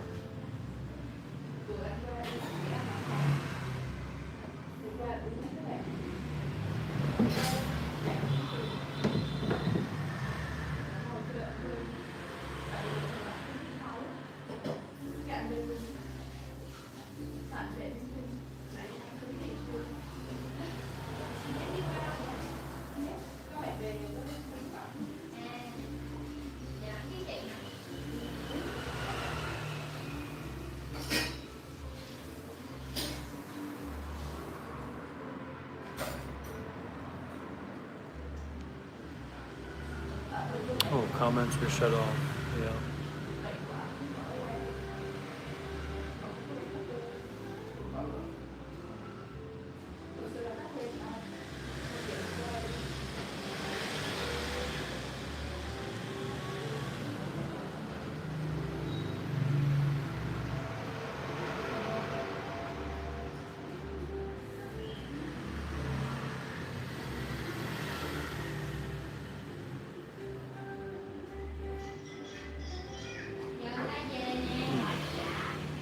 Maybe some kind of glitch in the matrix from our meditation.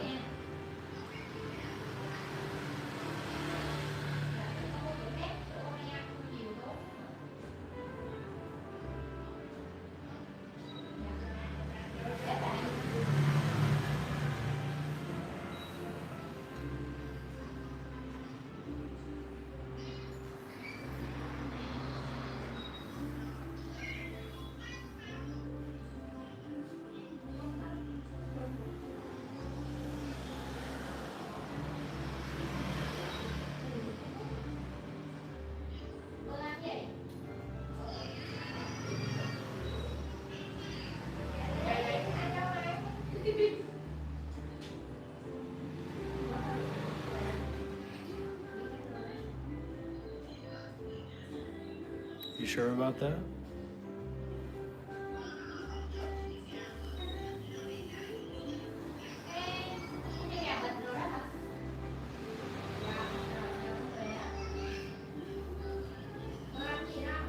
But I think we do need the hat.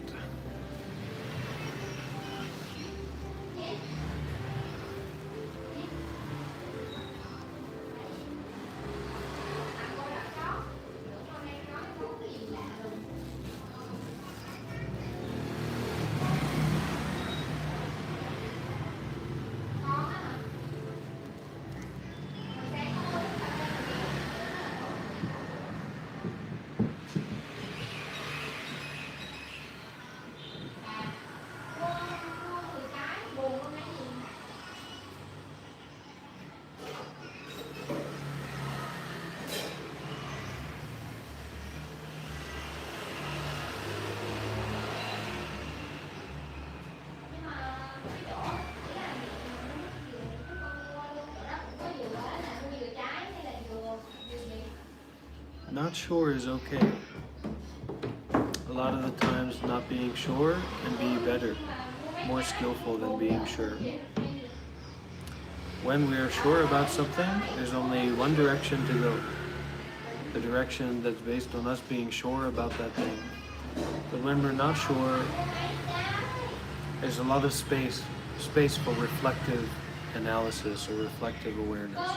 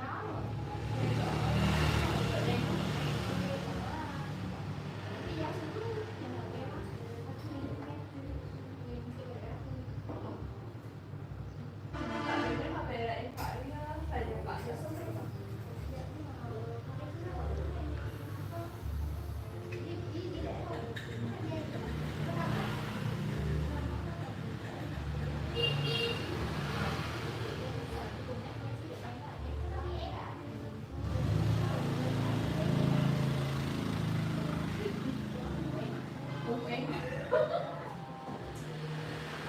Tại vì nó sẽ là hay mà sẽ rơi cái cổ. Chỉ còn ở liệu của em bé ơi cả cái việc đó. Đây nói chuyện giá sớm thực ra giá sớm việc.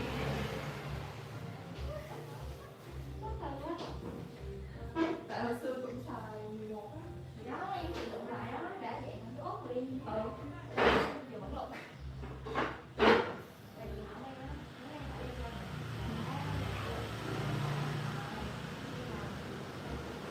Có thể sao được.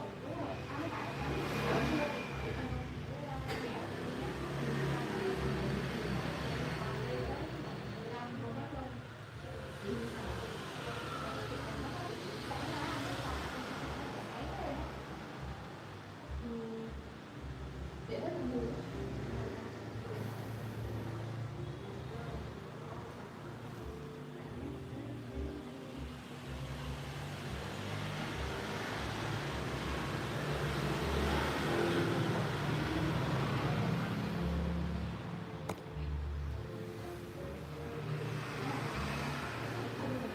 Look, there's people who really want to learn about Buddhism and meditation, and there's people who don't.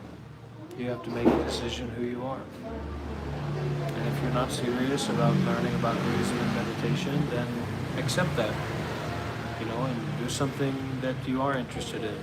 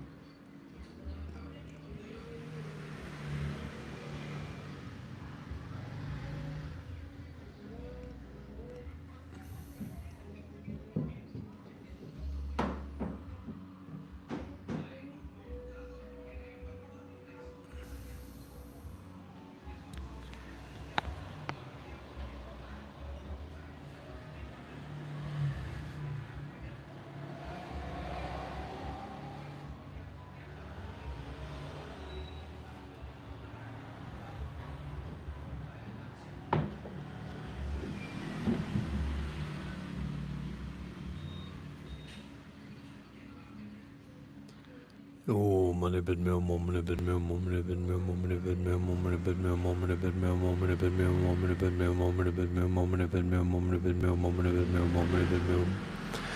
Oh, money bed meal, moment bed meal, moment bed meal, moment bed meal, moment bed meal, moment bed meal, moment bed meal, moment bed meal, moment bed meal, moment bed meal, moment bed meal, moment bed meal, moment bed meal, moment bed. Oh, money bed meal, moment bed meal, moment bed meal, moment bed meal, moment bed meal, moment bed meal, moment bed meal, moment bed meal, moment bed meal, moment bed meal, moment bed meal, moment bed. What is happening? Oh, money bed meal, moment bed meal, moment bed meal, moment bed meal, moment bed meal, moment bed meal, moment bed meal, moment bed meal, moment bed meal, moment bed meal, moment bed meal, moment.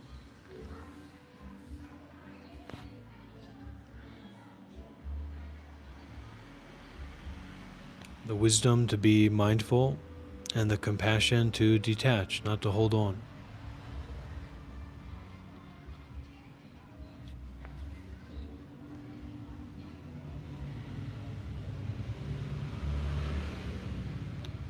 I'm not sure what's going on with the poll, but I'm sure that whatever it is, it will be fine enough to be mindful of it and not attached to it. Hi, J Bark.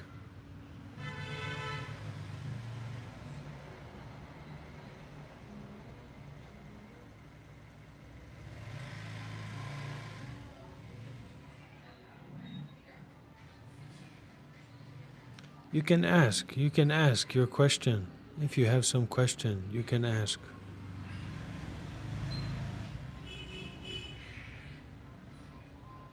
Some questions may have not been seen because of the Real Power Man poll.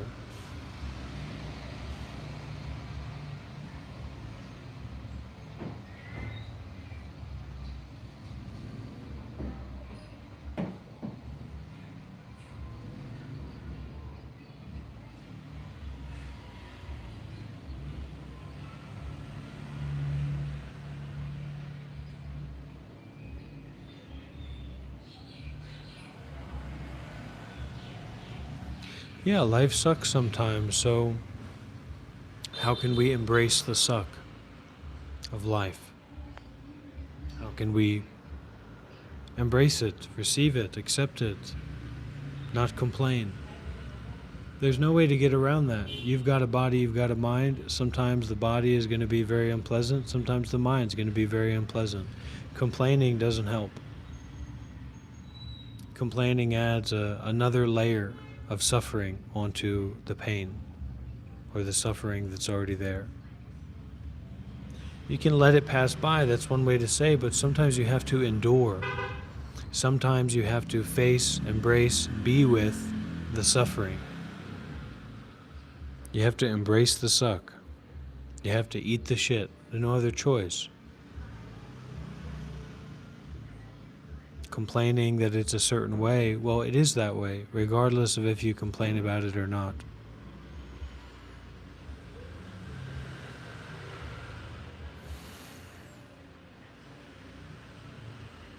So we can learn the art of not complaining and rather embracing, or at least accepting that this is the way that it is right now.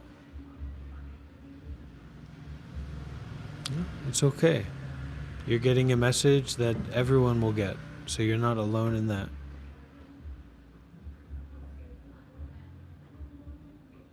There's nothing more important right now than empowering your wisdom, your compassion, your deep listening, your deep presence, your willingness to go above the extra layer of suffering that you're adding onto the difficult situation. Everything is impermanent. Everything is unsatisfactory. Just some things don't seem satisfactory, some things don't seem satisfactory, but everything is ultimately impermanent and changing. So there's no permanent satisfaction to be held in that, to be gotten out of that. So accept it.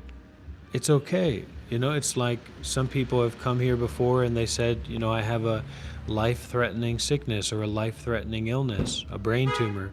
And I told them, everybody has a brain tumor. Just some people know it and some people don't. That's the way that it is. Every single person on earth has a brain tumor. What does that mean?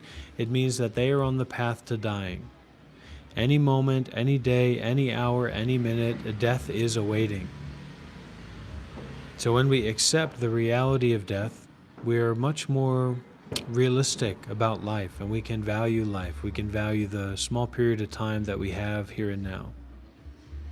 We can recognize how precious it is to be healthy, how precious it is to be here in this moment, how precious it is to be alive.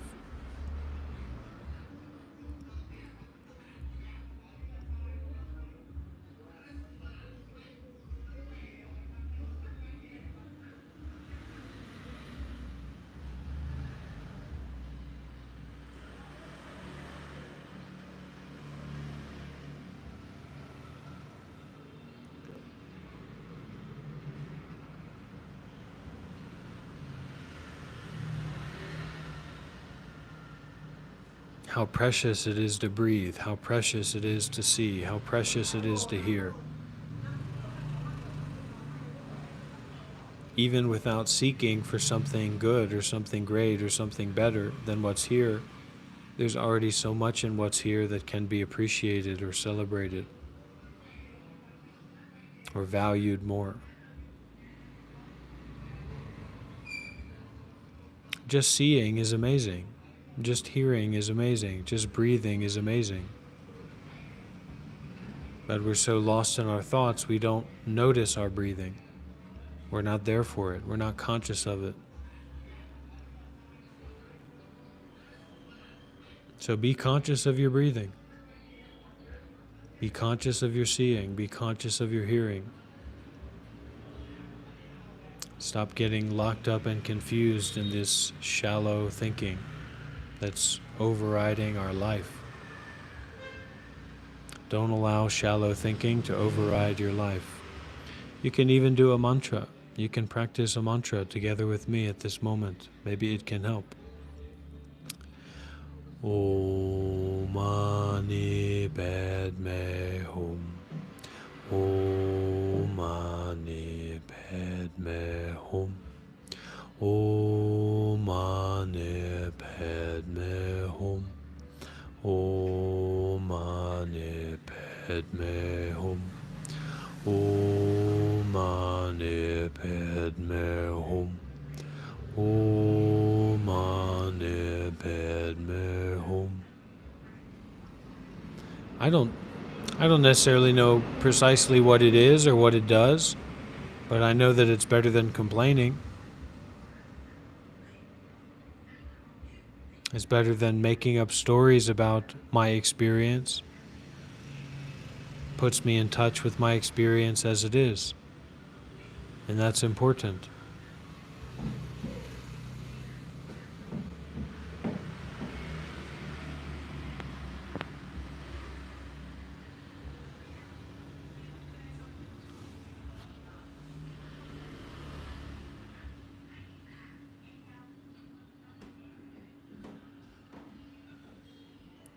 Om Mani Padme Hum. Om Mani Padme Hum. Om Mani Padme Hum. Om Mani Padme Hum. Om Mani Padme Hum. Om Mani Padme Hum. Om Mani Padme Hum. Om Mani Padme Hum. Om Mani Padme Hum. Om Mani Padme Hum. Om Mani Padme Hum. Om Mani Padme Hum. Om Mani Padme Hum. Om Mani Padme Hum. Om Mani Padme Hum. Om Mani Padme Hum. Om Mani Padme Hum.